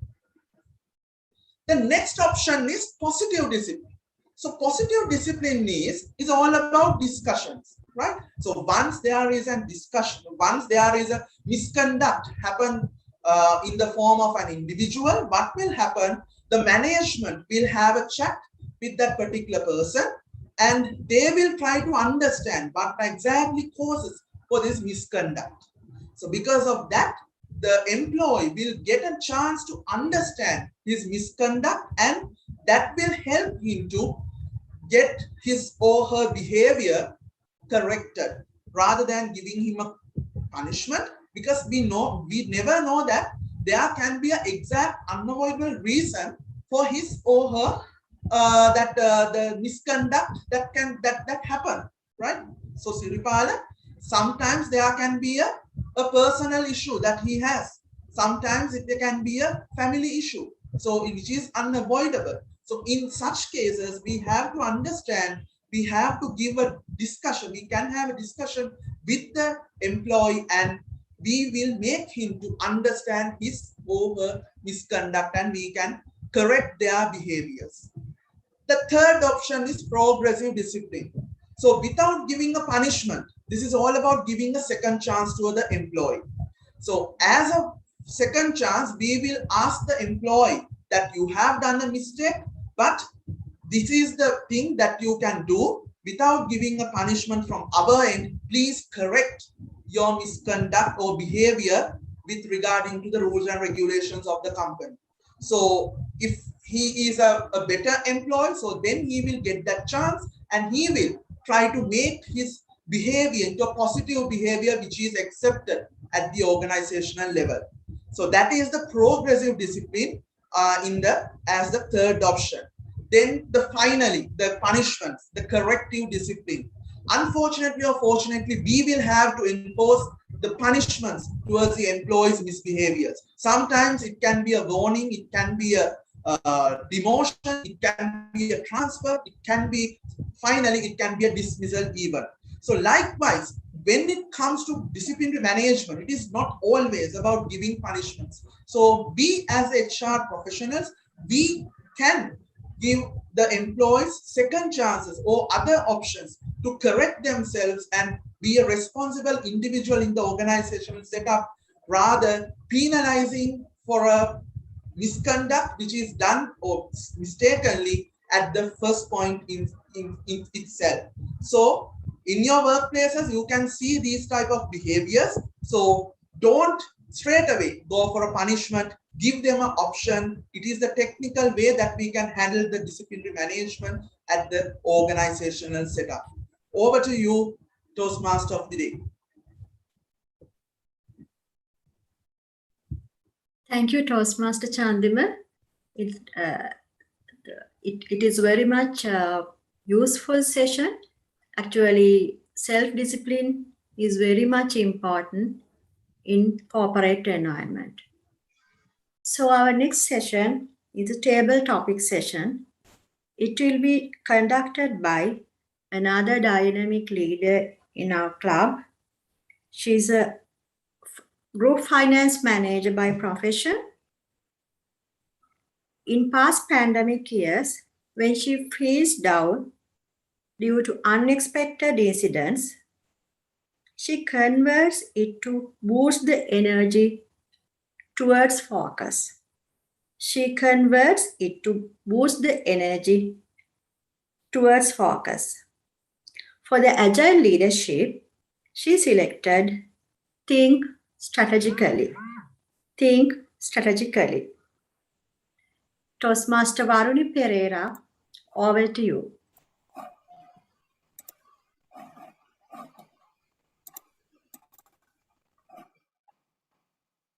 Thank you so much, Toastmaster of the day. Can you all see my screen? Yes. Apsara? Yes, we can see. Yes. Okay, fine.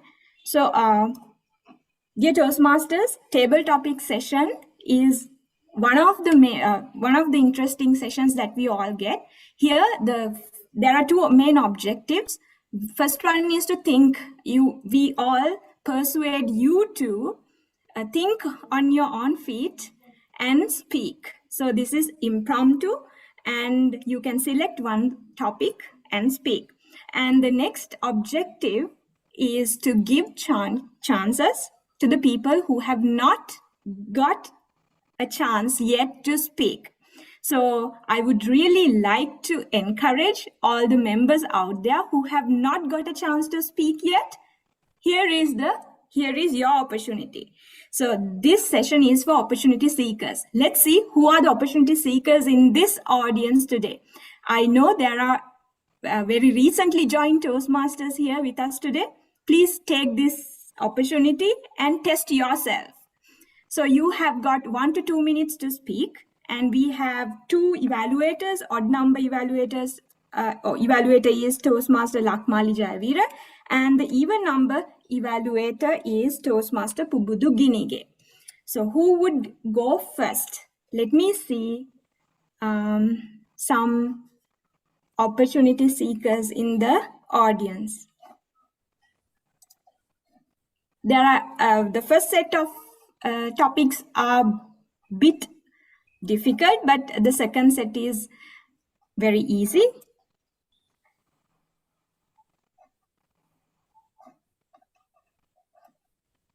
I have the sole authority to appoint, pick one from the audience as well, but for the time being, I would not go for that.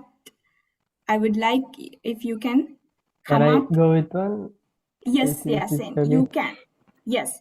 So would you like to choose a topic from easy topics list or bit difficult topics list? Give me from the first slide. I think it will be great. Okay, right. So we'll go, we have 1 to 4. Choose one among these 4. A number, 1, 2, 3, 4. What is the preferred number? You Give it 3. Number 3. Yes. Okay. Here is your topic. Toastmaster Yesen Kandalama. The greatest leader you admire most.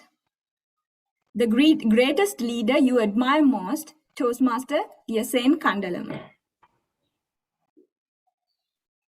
Actually, there was in our day-to-day life, we can see the most leaders, in your managers and the CEOs and the other in other companies. You can see a lot of the managers, but the greatest manager is you for your life.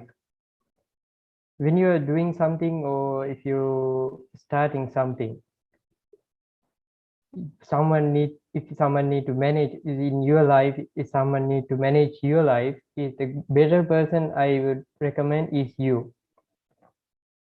There is no anyone is better than yourself.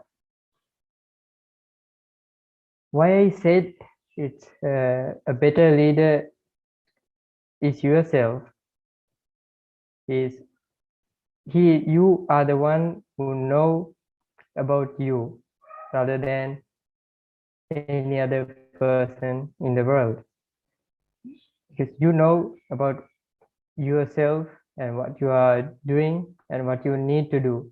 So you have a goal, you have a purpose, and just need to manage it. Instead of finding another one to solve it, try to explore yourself a little bit and manage it a little bit. I think that will be great. And yes, the best leader you can ever get is you to manage yourself. Thank you. Over to you. Superb attempt, Yesen. I really admire your courage, of course, and the greatest leader that we want to see is ourselves booming as a leader. Good one. So let me share my screen again. So who would go next? Dinesh. Very nice. Toastmaster Mr. Dinesh. So Yes. you can select one out of this. I think it's better to, as this is my first chance, I think it's better to get an easy topic. Okay, right, fine. So you have 1, 2, 4. What is the number you prefer? I prefer number 4. Number 4. Here is your Yes. topic. Mr. Dinesh Javardhana. Leaders are made, not born. Leaders are made, not born. Mr. Dinesh Javardhana. Toastmaster of the day, my dear fellow Toastmasters. Today I would like to talk about leaders are made, not born. Actually, as a training professional, actually I hardly believe that leaders are not made. Leaders are made, not born, because there are three set of things we want to learn as an agile leader. First, we have to learn some knowledge. Then we have to learn some set of skills. Then also we have to learn some set of attitude. The most important thing as a leader, we want to learn and gain some positive attitude. Being a leader, we have to get some positive attitude towards our journey. I think it's better to gain knowledge as well as skills, and also the positive set of attitude towards our journey. So I strongly believe that leaders are made, not born. And to confirm the above topic, actually I get some information. As today our guest speaker, Toastmaster Sugandhi Periyasamy stated that leaders are made, and to being an agile leader, the pros and cons, all the things that we want to learn and gain to being a leader. Actually, I think it's better to stay my topic. Leaders are made and not born. It's really nice to have your thoughts, Mr. Dinesh. Yes, leaders are made, not born, and reconfirming your topic as well. And you should have set of positive mindset as well as the courage to change. All these things will make us a good leader. All right, who is next? I would like to get the chance. Nice. This is Tiloksha, if I'm not mistaken. Very good. This is your first day at Siyane Toastmasters Club, and on the very first day itself, you're trying. Very nice. So could you please tell me what is the number that you would like to go for? 1 or 2 you have remaining? Number 1. Number 1. Right. Here is your chance. Miss Tilokshika. Leadership qualities you admire most.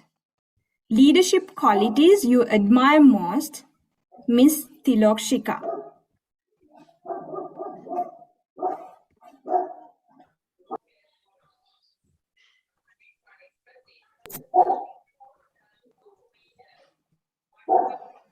Tilokshika, you can start. Am I audible, madam? Yes, you're audible. As I feel, leaders should be full of good qualities. When we are leader, we should good qualities like integrity, fairness, transparency, strategic thinking, and assembly. The collaboration with the groups of people. We happen to face many challenges in the day-to-day lives. As a human being, we all happen to be a leader in a one day within our day-to-day life. So I think the most admired quality I think about that leadership is the transparency, because we all happen to do the work with others in a good manner, in the way they like to gain from others. And also it should be a good, very good manner. So it be a condition with the transparent. That means a positive transparent, that when we, as an example, when we are getting photograph printed or transparent plastic or glass, so it can be we can see each other. When we are working with a team, it is very important to take our role as a leader to maintain our others in a group. And also as a human beings, as I earlier raised out, as a human being, we all happen to work together in the daily life. So gain others' ideas and manage them and work this all together is very important as a human. And also, I would like to stand up with question again. As a leader, we should be a transparency to gather all ideas and collaborate them, and the way make them in best manner and do the best work as a leader we can. Thank you. Good one. I really like the way you started the speech. We, even Toastmasters, we say integrity is the utmost quality that you should have. Okay, who would go next?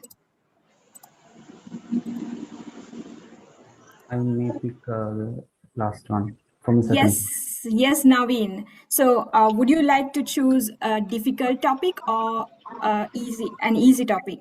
Time being, I think mine go with the easy one.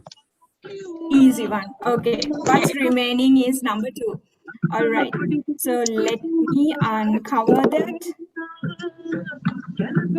Could you, Zoom Master, could you please, yes, mute the distraction that we are getting. Okay, fine. So your topic, Mr. Naveen. Leadership is an action, not a position. Leadership is an action, not a position, Mr. Naveen.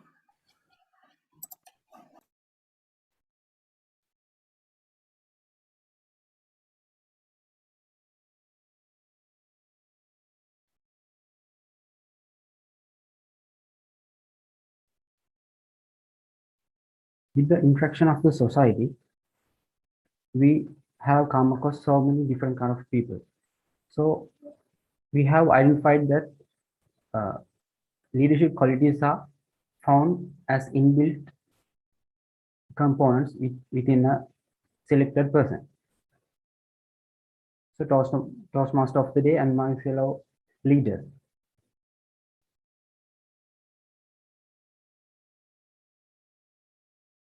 I have the topic, please. I'm a bit confused. Yes, Mr. Naveen. Leadership is an action, not a position. It's an action, not a position or designation.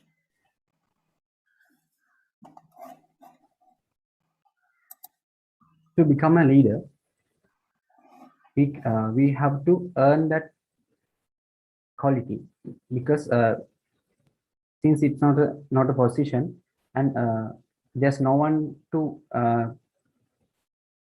give us that position. So the natural leader is somewhat the person who is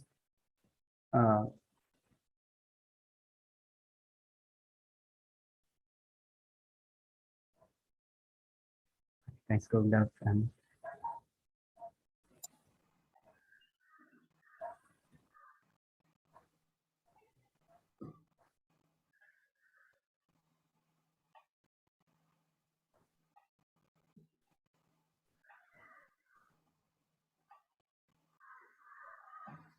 sorry, I'm quick.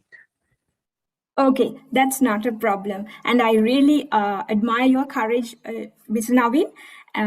Those are the things that challenging the challenge is the most important thing in table topic session. All right, with that, I would like to give the control back to our Madam Toastmaster of the day. Over to you, Toastmaster Apsara Ranasinghe. Thank you so much, Toastmaster Varuni Pereira. So I'm very happy because 3 of table topic speeches done by guests and newcomer, and first come also there. So they are the members who are benefited from table topic session. Now it's time for the evaluation. For that, I invite Toastmaster Nilanthi to the screen. Thank you, Toastmaster of the day.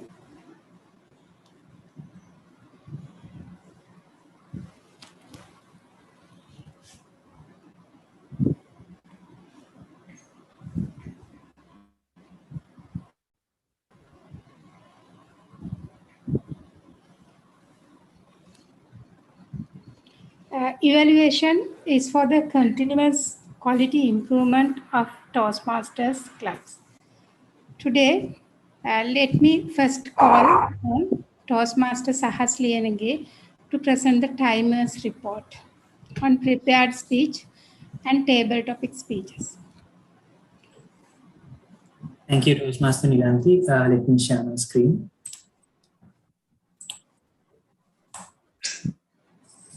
These are the timings of today's meeting up till now. The round robin session the time allocated was 15 minutes in total. It went on for 14 minutes and 47 seconds. The guest speaker to DTM Sugandhi Periyasamy had 45 minutes allocated for her presentation, and she took 43 minutes and 13 seconds. The first prepared speaker, Toastmaster Gamini Jayasundara, was allocated 5 to 7 minutes.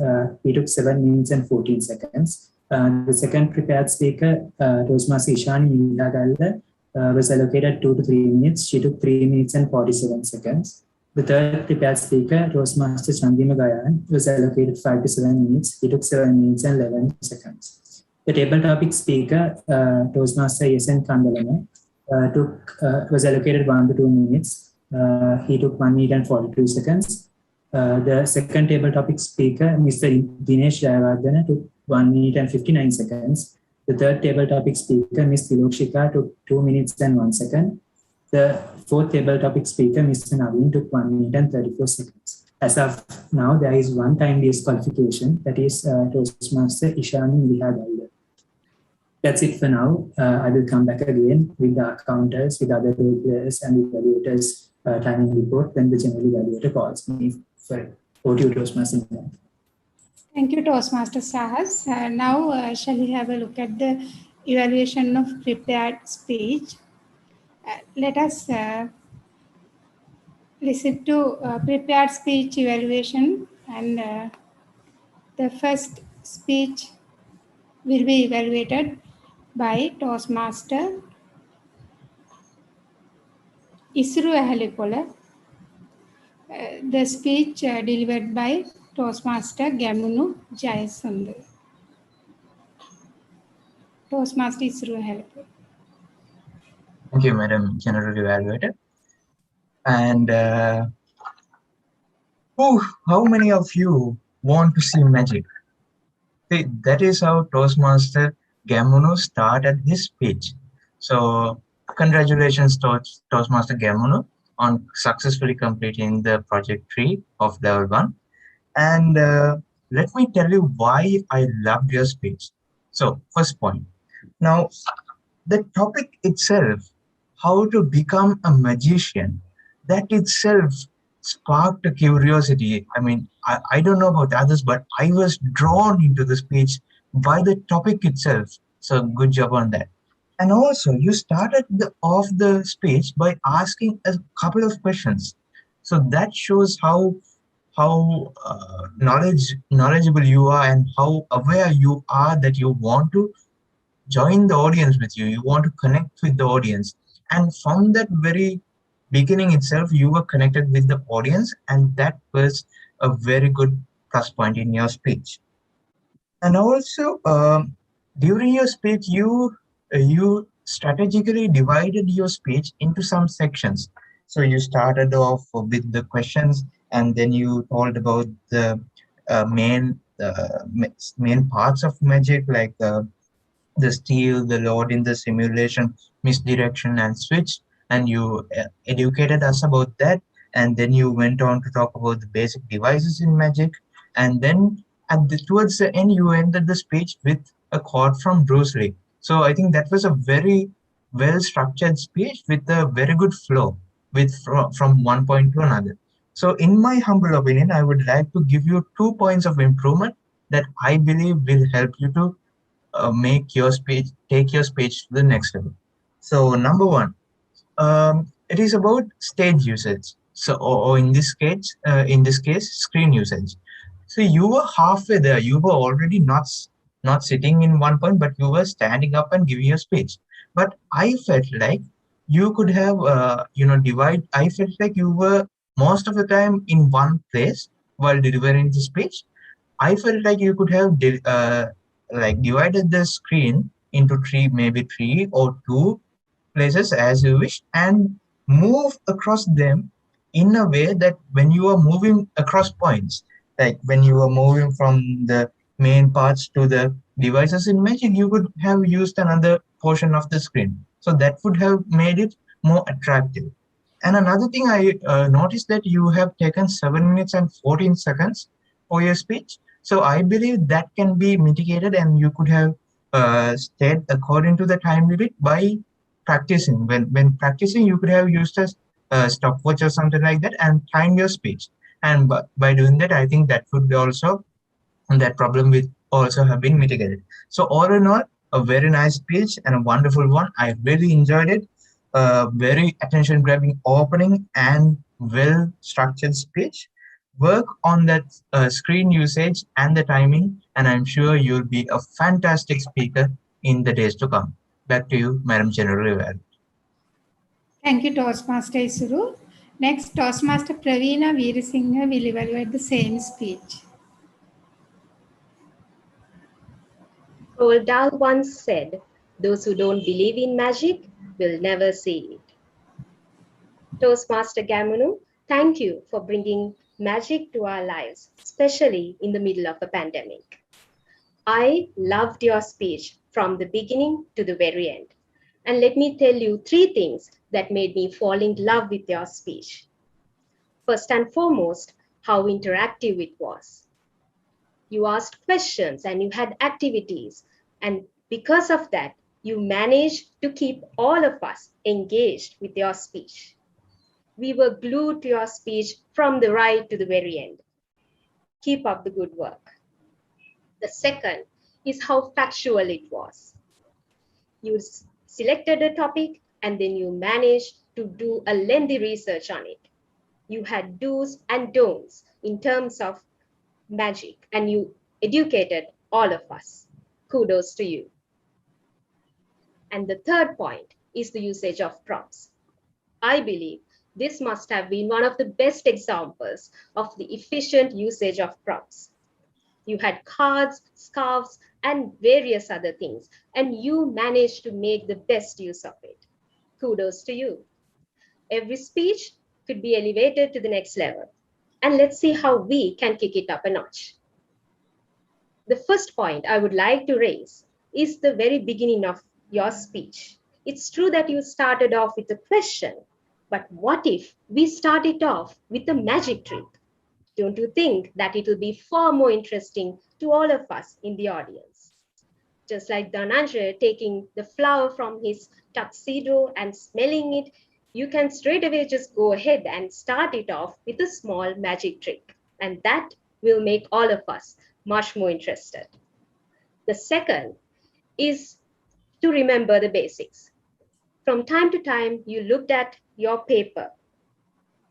And I'm sure that with proper practice sessions and memorizing your speech well beforehand, you would be able to eliminate this from your future speeches. So let's try to practice more and let's try to be prepared more for these types of speeches. So in summation, it was a wonderful speech. It was full of questions and it was very interactive. It was highly factual because you had many information regarding magic and you had a proper usage of props.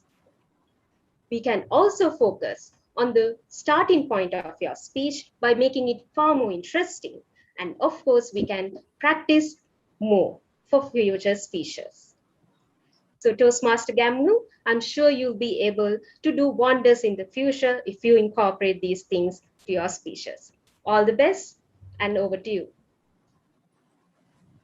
Thank you, Toastmaster Praveena. Our next speaker was Toastmaster Ishani Miriha. She will be evaluated by Toastmaster Siluni Hera. Toastmaster Siluni Hera.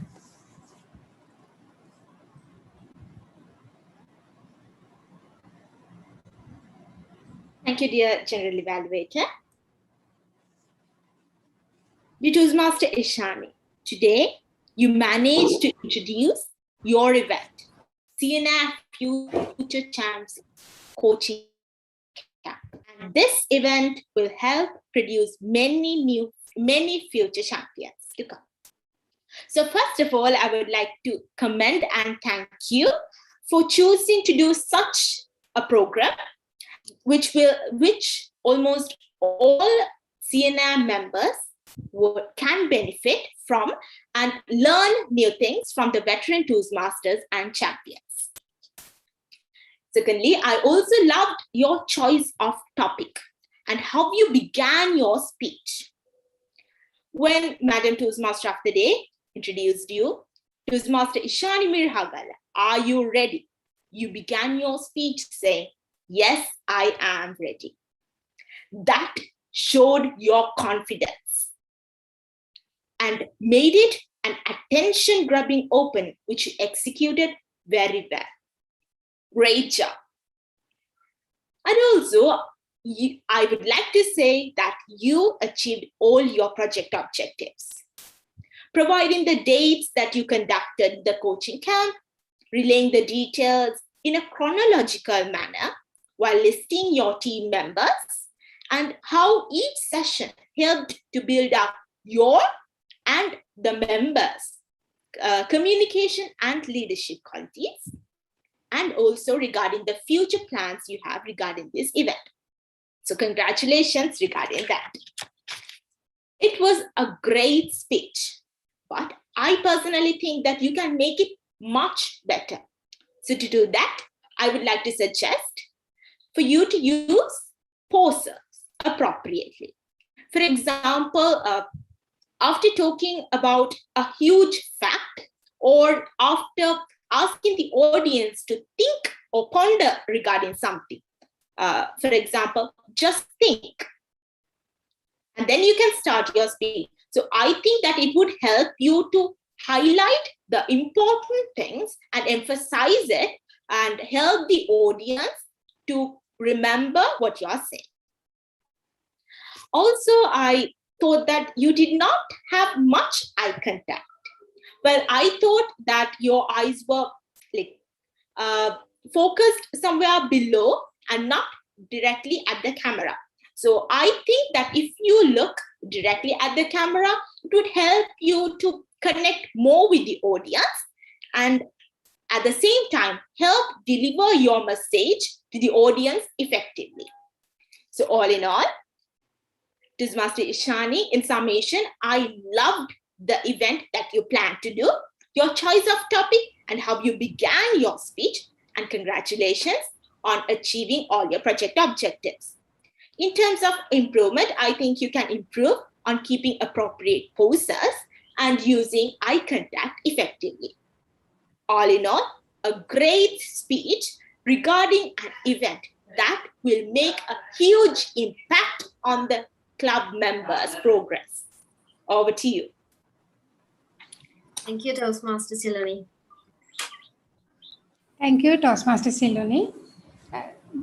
The same speech will be evaluated by a second evaluator, Toastmaster Ishani Mudannagar. Over to Toastmaster Ishani. Thank you, General Evaluator. Good evening, fellow Toastmasters and guests. Toastmaster Ishani, congratulations in completing your Level 5 Project 3. Toastmaster Ishani, what a wonderful speech. You presented the plan regarding the team building event, regarding the contest directed towards the humorous speech contest. So let me tell you what I loved about your speech. First thing is you had a well-structured speech. You had a body opening, the body and the conclusion was well prepared. In your opening, you told about the contest and the pre-preparation that you did, and in your body you told about the activities and the dates specifically, and also in the conclusion you told about the future activities to be done, and also you wish and encourage the speakers to do their best. The second thing what I loved about your speech was you had a very clear and audible voice. Because of this, we understood what you were trying to say, and it was very clear. Thirdly, what I loved about your speech was the way you used the topic. It was very tricky. Are you ready? I was really surprised and very curious about knowing about what you were going to say. So that was a wise way of choosing the topic. Toastmaster Ishani, every speech could be taken to the next level. For your improvements, I felt like you could have worked better on the hand gestures. If you could have used a standing posture, that would be better, and so that your hand gestures would be more visibly seen and the audience could get what you were trying to say. And the second thing is that I felt like your eye contact was a little low, and to improve that, look directly into your camera so that the audience will feel that you are talking directly to them. So all in all, you had a well-structured speech and an attention-grabbing topic, and also a clear, audible voice. For your improvements, I would suggest if you could work on the hand gestures and also the eye contact. So good luck, and wish to see you as a great speaker in the future. Over to you, General Evaluator. Thank you, Toastmaster Ishani. Thank you, Toastmaster Ishani. The last speech was delivered by Toastmaster Chandima Gayan. It will be evaluated by Toastmaster Dylan Pereira. Toastmaster Dylan Pereira, over to you.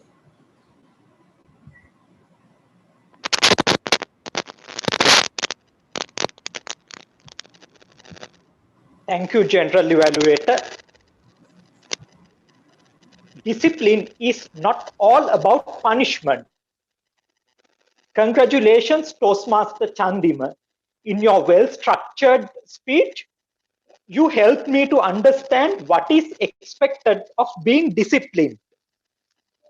I would like to give you 3 reasons why I was attracted to your speech. You explained it in detail the different aspects of discipline, such as corrective discipline and cooperative discipline. You used simple worded slides with easily understandable sentences to emphasize your points. And in that way, you managed to grab my attention throughout your speech. Thirdly, you use hand gestures effectively to convey your thoughts. Well done, Toastmaster Chandima. Any speech could be brought up to the next level by way of improvement. In my humble opinion, I would like to give you 2 suggestions for improvement. Toastmaster Chandima, I felt that you were stagnated into one place during your speech.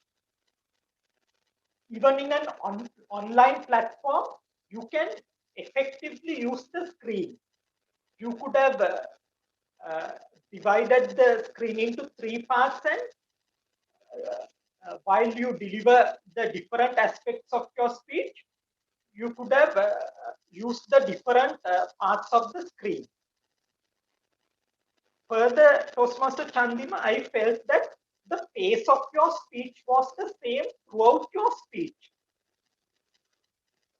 I felt that if you could have used pauses in transitions of different aspects of your speech, then the audience would have more time to get into their minds the vital points of your speech. In summation, Toastmaster Chandima, you explained in detail the different aspects of discipline. You used simple worded slides to emphasize your point, and you used hand gestures effectively. If you could work on effective screen usage and to have effective pauses during the transition of your speech, I'm sure you will be a champion speaker very soon. All the very best, Toastmaster Chandima. Over to you, Madam General Evaluator. Thank you, Toastmaster Dylan Pereira. With that, we conclude the evaluation of prepared speech, and it's time for evaluate the table topic speeches. First, the odd numbers will be evaluated by Toastmaster Lakmali Jaivira. Toastmaster Lakmali Jaivira, over to you. Thank you, General Evaluator. Let me Toastmaster, yes, and at Toastmasters, we get to listen to good speeches. These speeches inspire, educate us, sometimes bring a smile to our face. And then some speeches like the one Toastmaster delivered today, which completely changed the way we think about something. Congratulations, Toastmaster Ishani. Today, you managed to change the way I perceive leaders. You told us that it's not necessary to go look out outside for good leaders. You can discover the greatest leader that you will ever meet, that is yourself. Toastmaster Ishani, let me tell you why I really like this. You were so courageous. No sooner that the table topic master announced the topics and asked someone to grab the topic, you grabbed it, and also a rather difficult topic.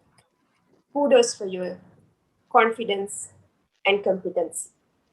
Next, you started your speech with an ordinary introduction saying there are leaders and managers and then out so that we will meet them every day. And then you suddenly brought a rather unexpected twist and told us that it's not necessary to go look out for inspiring leaders outside because we ourselves have the potential to be the best leader we will meet during our life.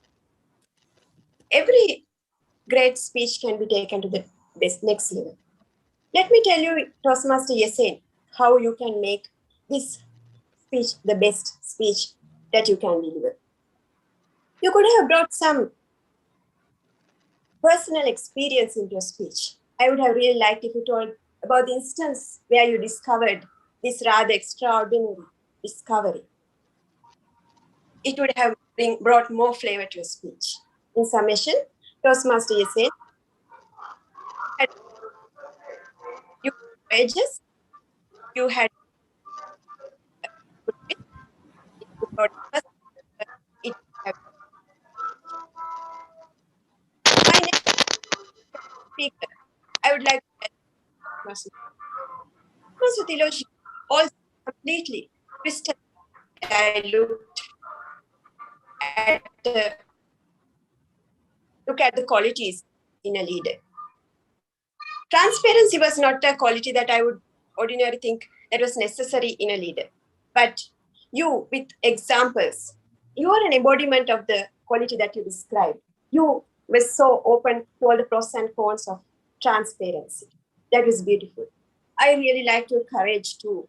You also, as even though you are a newcomer, you took the challenge and spoke very elaborately on the topic.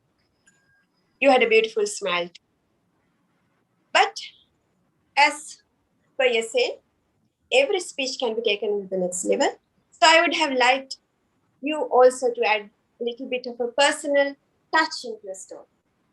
Toastmaster Tiloshika, you had a very elaborate content, a beautiful smile, and if you had added a little bit of a personal content, you would have been the best.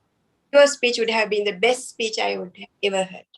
Congratulations, both of you. Over to you, Madam General. Thank you, Toastmaster Lakmali Jayavira. The even numbers of table topic speeches will be evaluated by Toastmaster Pubuduginige. Toastmaster Pubuduginige, over to you. Thank you, Madam General Evaluator. Dinesh Javadana.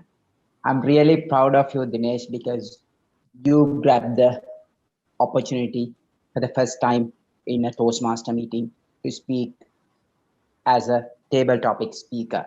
So this will be the first step that you have taken in your journey of Toastmasters. Really proud of you, and I'm sure it will be a great start for your Toastmaster career in times to come. So you grabbed the opportunity, and then at the very first point itself, you accepted the topic, leaders are made, not born, by relating it to your professional exposure. And you had a great flow as well. I really like that. and you were confident and you were having a very great flow. And you explained some traits of a leader that really helped me to understand the leader. And the best thing I notice is you use some parts from the speech of DTM Sugandhi Periasamy and you cemented your topic. That I felt that it is really impromptu, because you were using some words even which was used in today's meeting, and some of the example from DTM Sugandhi Periasamy's speech. Well done, Dinesh. Keep it up. I really like if you would have used some names to justify your topic as well. You could have given some live examples from the society to cement your topic. That will be much better. I'm sure I see a great table topic speaker within you. Keep it up, keep engaged, and you will be becoming a great speaker in times to come. Well done. And the fourth speaker, Naveen. Naveen, I think you did great today because you proved that the agile leader within you, because you proved that just because of attending Toastmaster meetings, you will not become a speaker. You took the chance and you put that into action. That's why you got stuck in the middle. I agreed, but the courage you had was amazing, because you, even though you didn't got the topic well, but you had something to say about it. You continue it, even at the middle of the speech, you stop and you just ask from the table topic master to remind you the topic. You had that courage. I really happy for that. Yes, in a Toastmaster table topic speech, the speaker couldn't understand the topic sometimes. That is given in table topic speeches, because that can happen to even to a champion, because I have listened to many, even the champions have not grabbed the meaning of the topic, but doesn't matter. You had the courage to go ahead. Well done. I would like to see you even at the next meeting as a table topic speaker, Naveen. Wish you all the very best. Well done. Over to you, madam. Well done, Toastmaster Kuhudu. Now the evaluation is over. It's time for the accountant's report. Toastmaster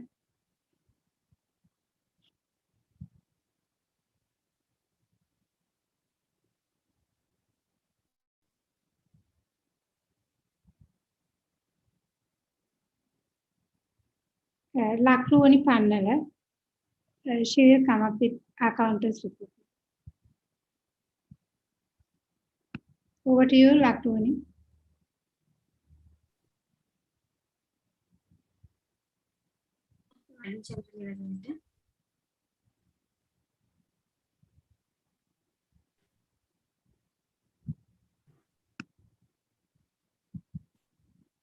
Today we had great speakers.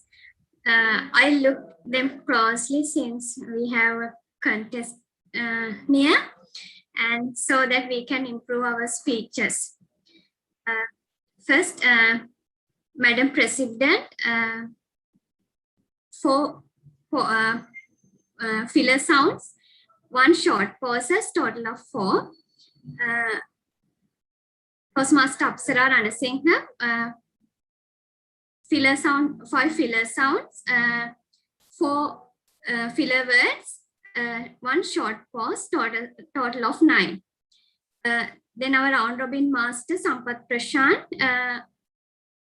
10 filler sounds, 1 long pause, 2 short pause, total of 13. Speaker Gamunu, Toastmaster Gamunu, 1 filler sound, total of 1. Speaker Ishani Miriha, 1 filler sound, 2 filler words, total of 3. Toastmaster Chandima Gayan, 5 filler sounds, 1 filler words, total of 3. Total of 6.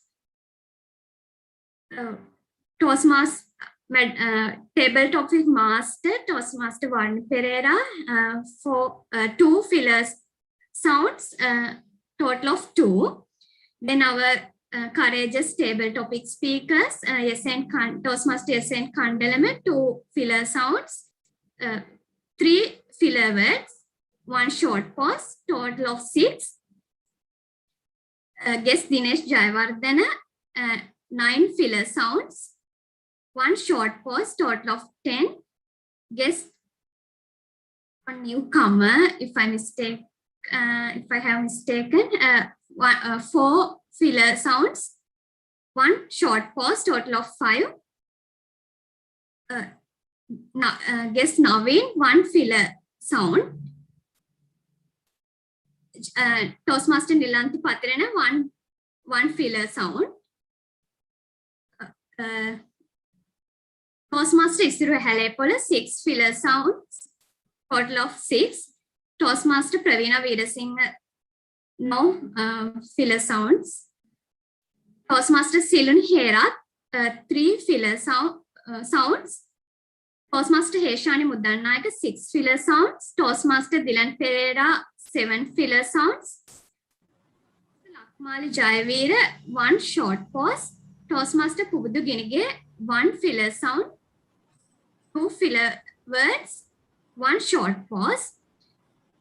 Toastmaster Sahas Lienage, 3 filler sounds, 1 long pause.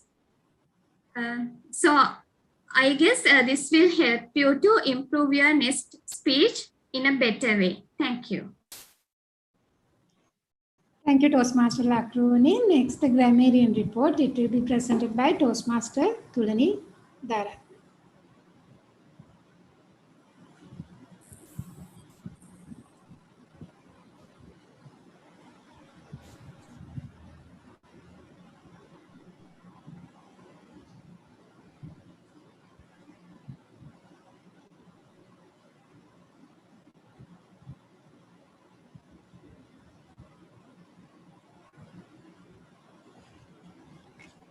So today the word of the day was governance, and it was used 4 times during the round robin session. And the idiom of the day, call the shots, that was used again 4 times by several speakers during the round robin session. So I'm quite a happy grammarian today.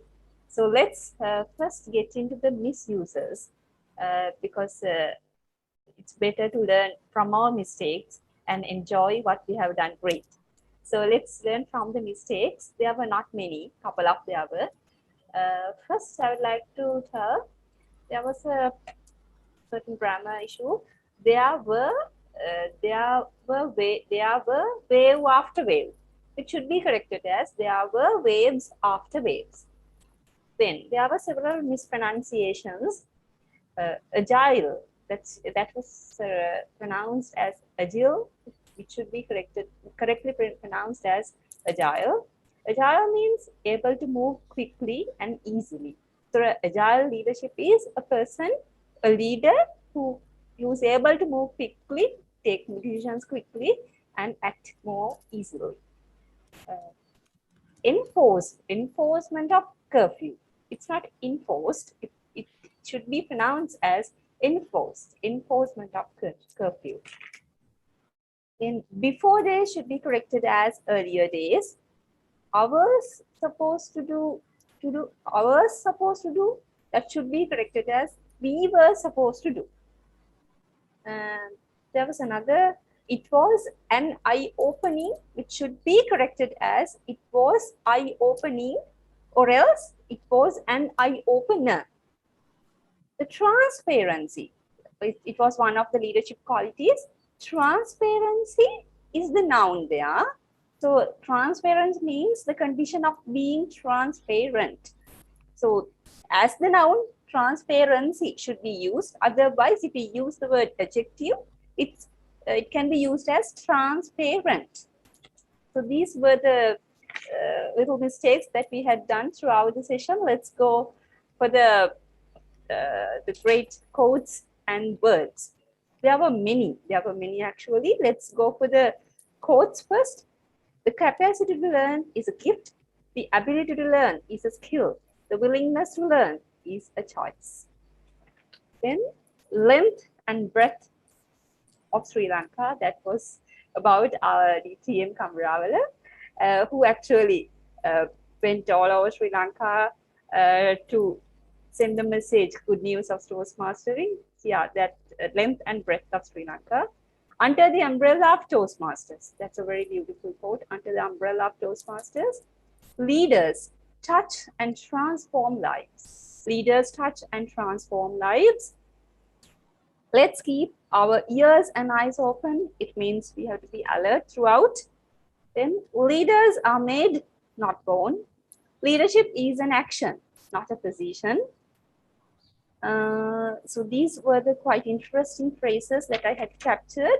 Let's go for the words quickly. Witness, witness, witness the ovation. Yeah, witness was the right word for that because we saw the event with proof. Witness. Subordinates. Subordinates are the persons under the authority of another in an organization. Allocate or allot, both can be used in the same way.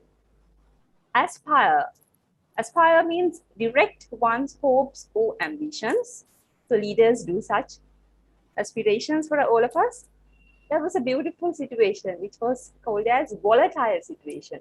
As a person who has learned science, I know about volatile compounds which get evaporated quickly. But volatile situation is a situation which changes dynamically, which changes rapidly. That's a very interesting situation. Setback. It's a setback means a problem or a difficulty. There was a beautiful word called charismatic leaders. Charismatic means leaders who have charm. Leaders who had charm. Mitigate, make less serious. Raise up a notch. Raise up a notch means increase its value. So that's about the grammarian's report.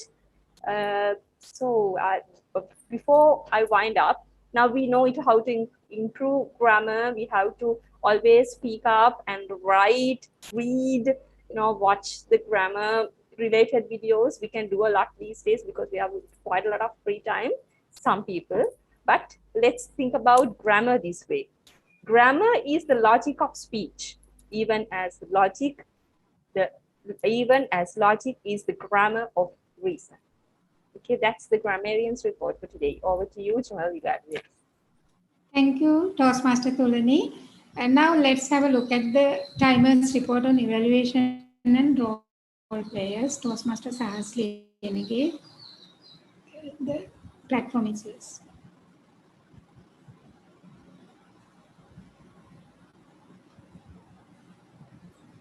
Thank you, Toastmaster Nilanthi. So for the timer's report of the rest of the segments of today's meeting, let me share my screen.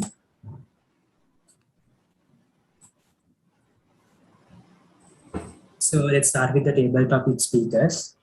Now the speech evaluators.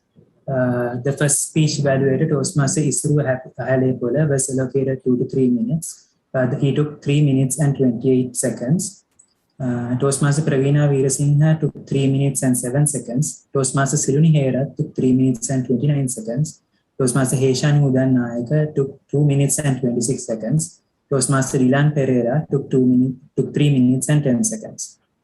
Table topic evaluator odd, Toastmaster Lakmali Jayavira took 3 minutes and 41 seconds. The time allocated was 1.5 minutes to 2.5 minutes.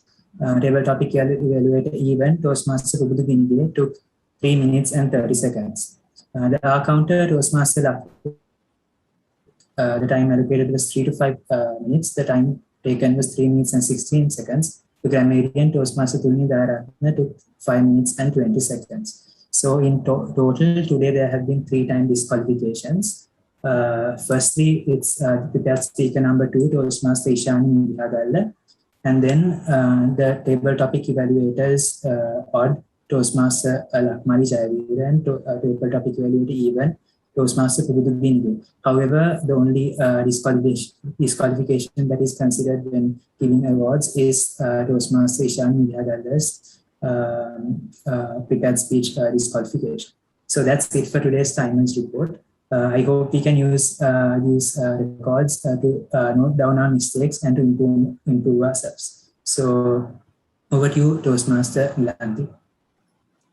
Thank you, Toastmaster Sahas.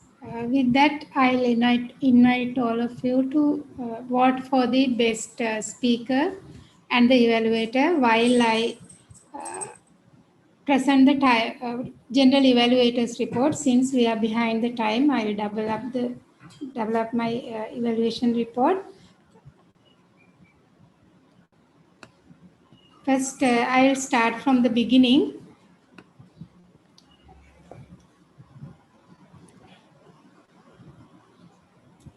I love the selection of a different topic today. We are in an era of need of agile and visionary leaders. So, dear Toastmasters, as we are leaders at some place at some times, be a visionary and agile leader. And I shared the capacity to share the final agenda 2-3 days back.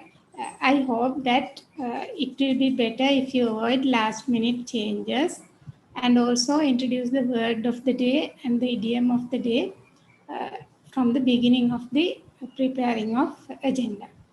And the meeting started at 3:31 today. Sergeant at Arms reminded the audience the time and was very particular about the starting time, but I think there's a problem in her clock that 1 minute is late. Ishani, please check on that. I noticed it. And Toastmaster Ishani, Sergeant at Arms, introduced the rules, general rules, and also she presented the oath of Toastmasters, and I appreciate your work on that. And then our agile leader of Siyane Toastmasters, Madam President, started the meeting, bringing back memories of the lessons we learned on yesterday, welcomed the guests also, and it was a good start, Madam President, and I hope the Toastmasters will not miss sessions like we had on yesterday, such educational sessions. Grammarian, she introduced the word of the day using screen with examples.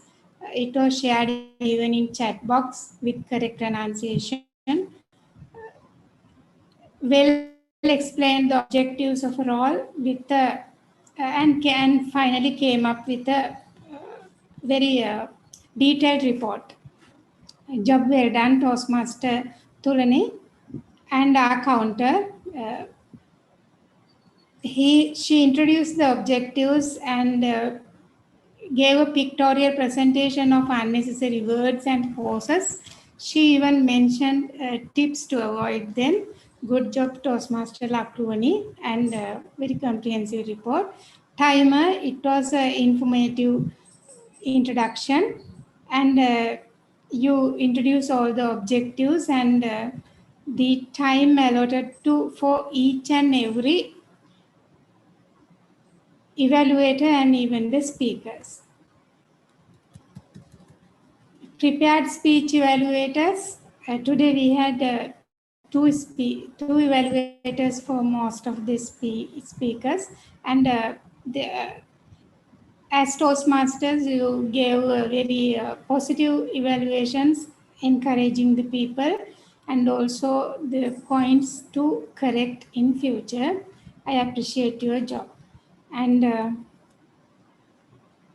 speakers, table topic evaluators, had many inputs they gave many inputs for the table topic speakers, and I suggest in future to limit, to be conscious about the time limits, because we are running behind the time now.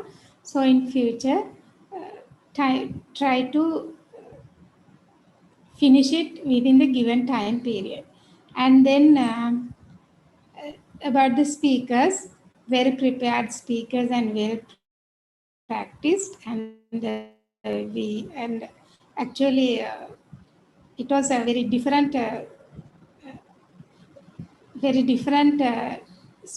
we observed very different speeches today. Even a magician came up, and I think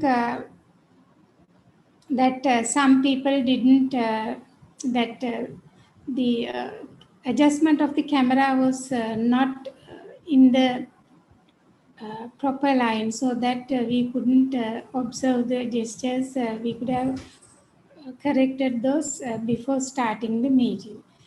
In general, I like to suggest that the table topic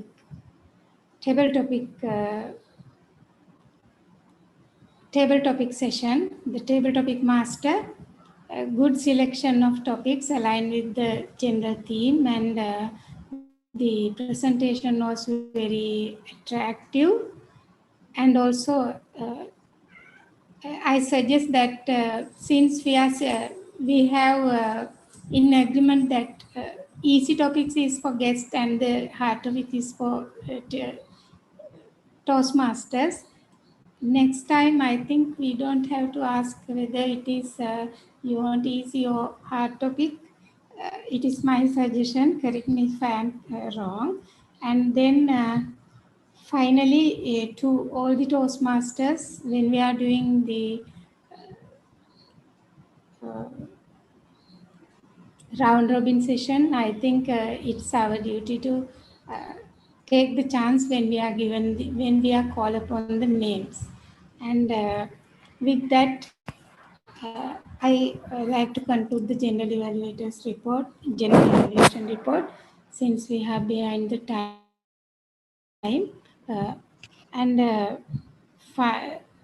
Last but not least, Toastmaster of the day, good preparation and well selected timely theme, and very well conducted meeting. Over to you, Toastmaster of the day. Thank you, Toastmaster Nilanthi, for the comprehensive and encouraging evaluation. So let's improve our quality of meetings with the suggestions as well. So the next event, the best performance of the meeting today.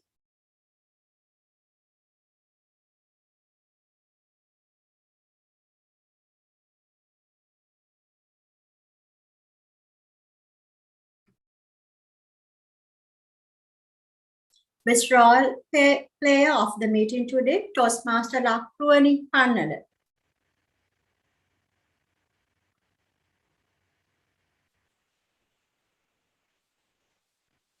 Best table topic speaker today, Mr. Dinesh Jayawardena.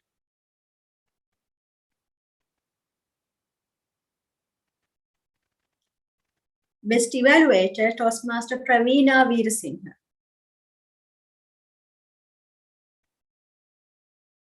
Congratulations, all best performers of the day.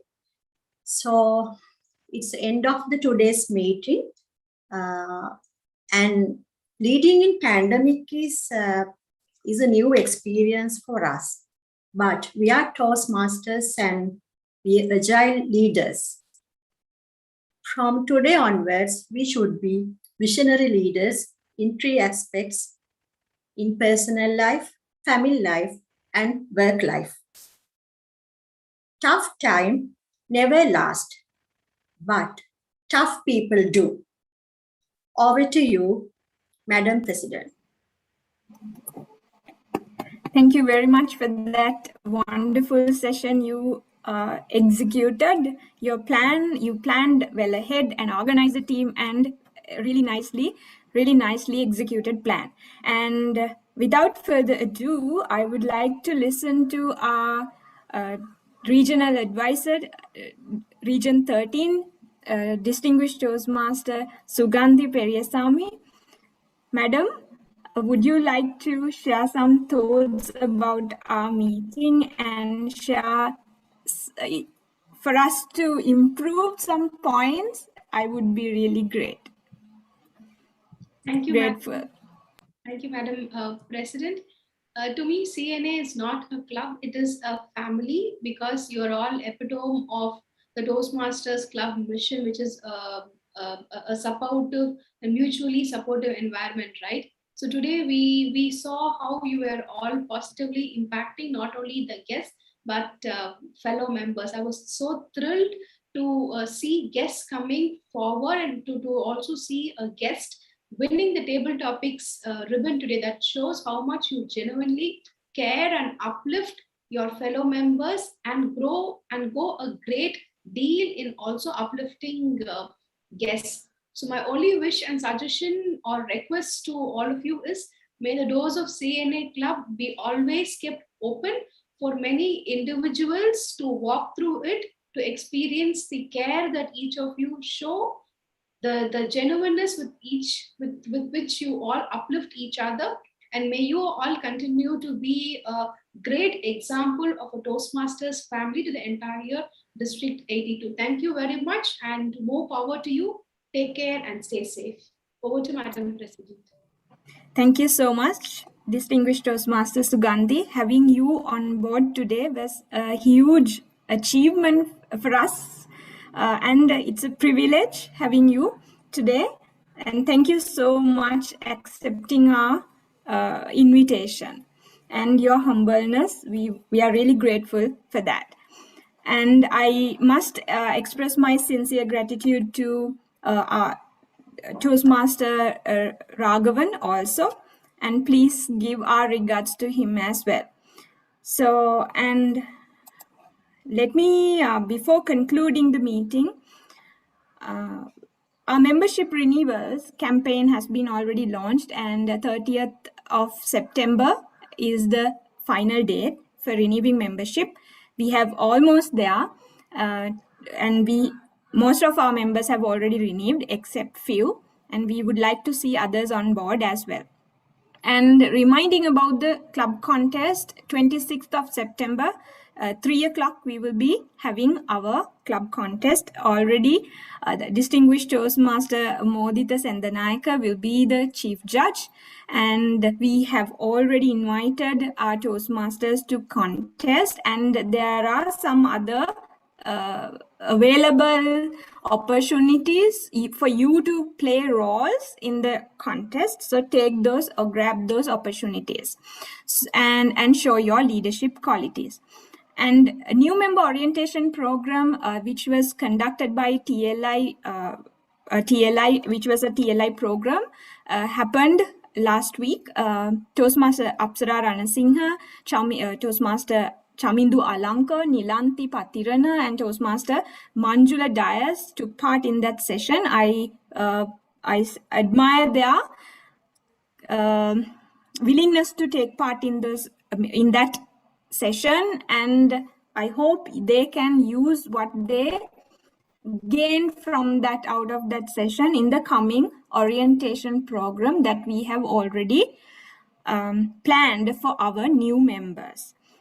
And our Vice President Public Relations team launched CNA Speaks YouTube channel. Please do subscribe and like the videos that we share. Today, your speeches will be uploaded to YouTube channel in future, in due course. And we successfully launched the CNA Coaching Bootcamp. Individual coaching sessions have already been started, and we would see the outcome in the contest day. Let's see how it goes. And I must pay thankfulness to distinguished Toastmaster Shehara Disanaika and distinguished Toastmaster Chandasiri Vanasinghe and other senior Toastmasters who have got the CJ assignments. They are continuously serving the fraternity in many ways. Thank you so much, and giving the opportunities for our members for judging in order to take part in judging. If you have already called for as a judge, if you have given an opportunity to become a judge, take that opportunity, because you will learn a lot out of that. And With that, I would like to conclude the 286th meeting today, and I adjourn the 286th educational meeting of Siyane Toastmasters Club. With the hope of meeting you all on 26th September in our with the club contest, and our next meeting will be on 4th of October. And I have another request. Toastmaster Malaka Attukorala, who joined us very recently during this month, celebrated his birthday today. So let's sing a birthday song for him. Is Malaka there?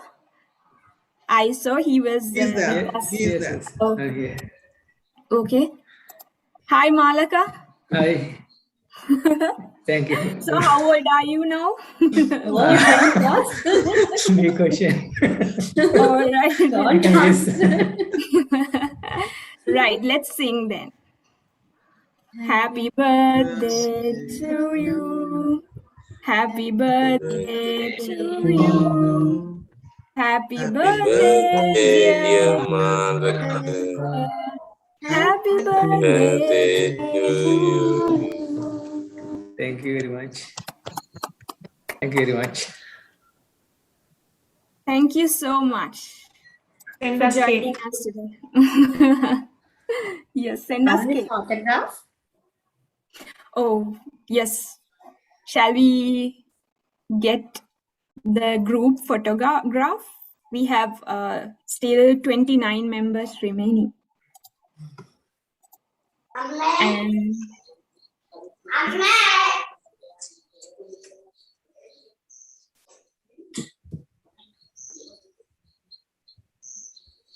Isuru, will you take the photo?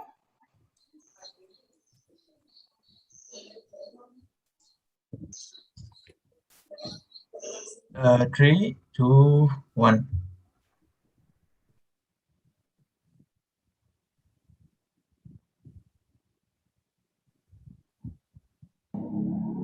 Thank you. Thank you.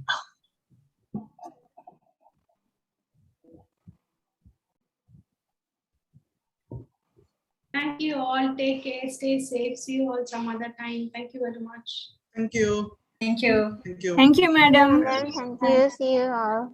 See you. Bye. Thank you.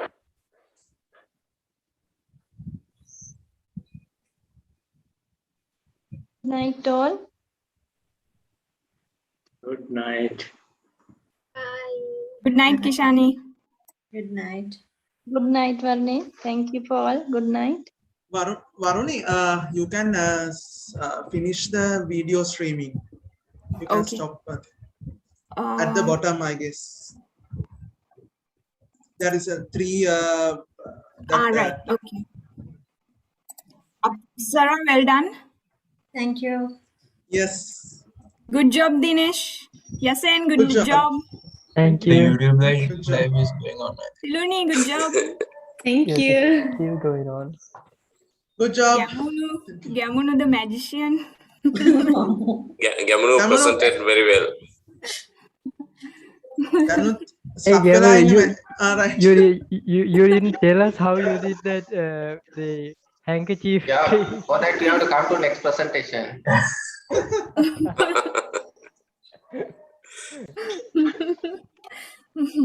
And Gamunu, congratulations, you have completed the level 1 with that speech. Oh, congratulations, level 1. You may do the proceedings in pathway, so then I can approve. Yeah. Right. Thanks, dear. Okay. Isuru, we need a flyer. Yes. Roger that. He should get a flyer machine, I think. Every day there is a flyer. Better to have a flyer machine. Okay, then. Thank you. Shall we? Okay. Bye. Bye. Okay, Good bye-bye. night. Okay, bye. Good night.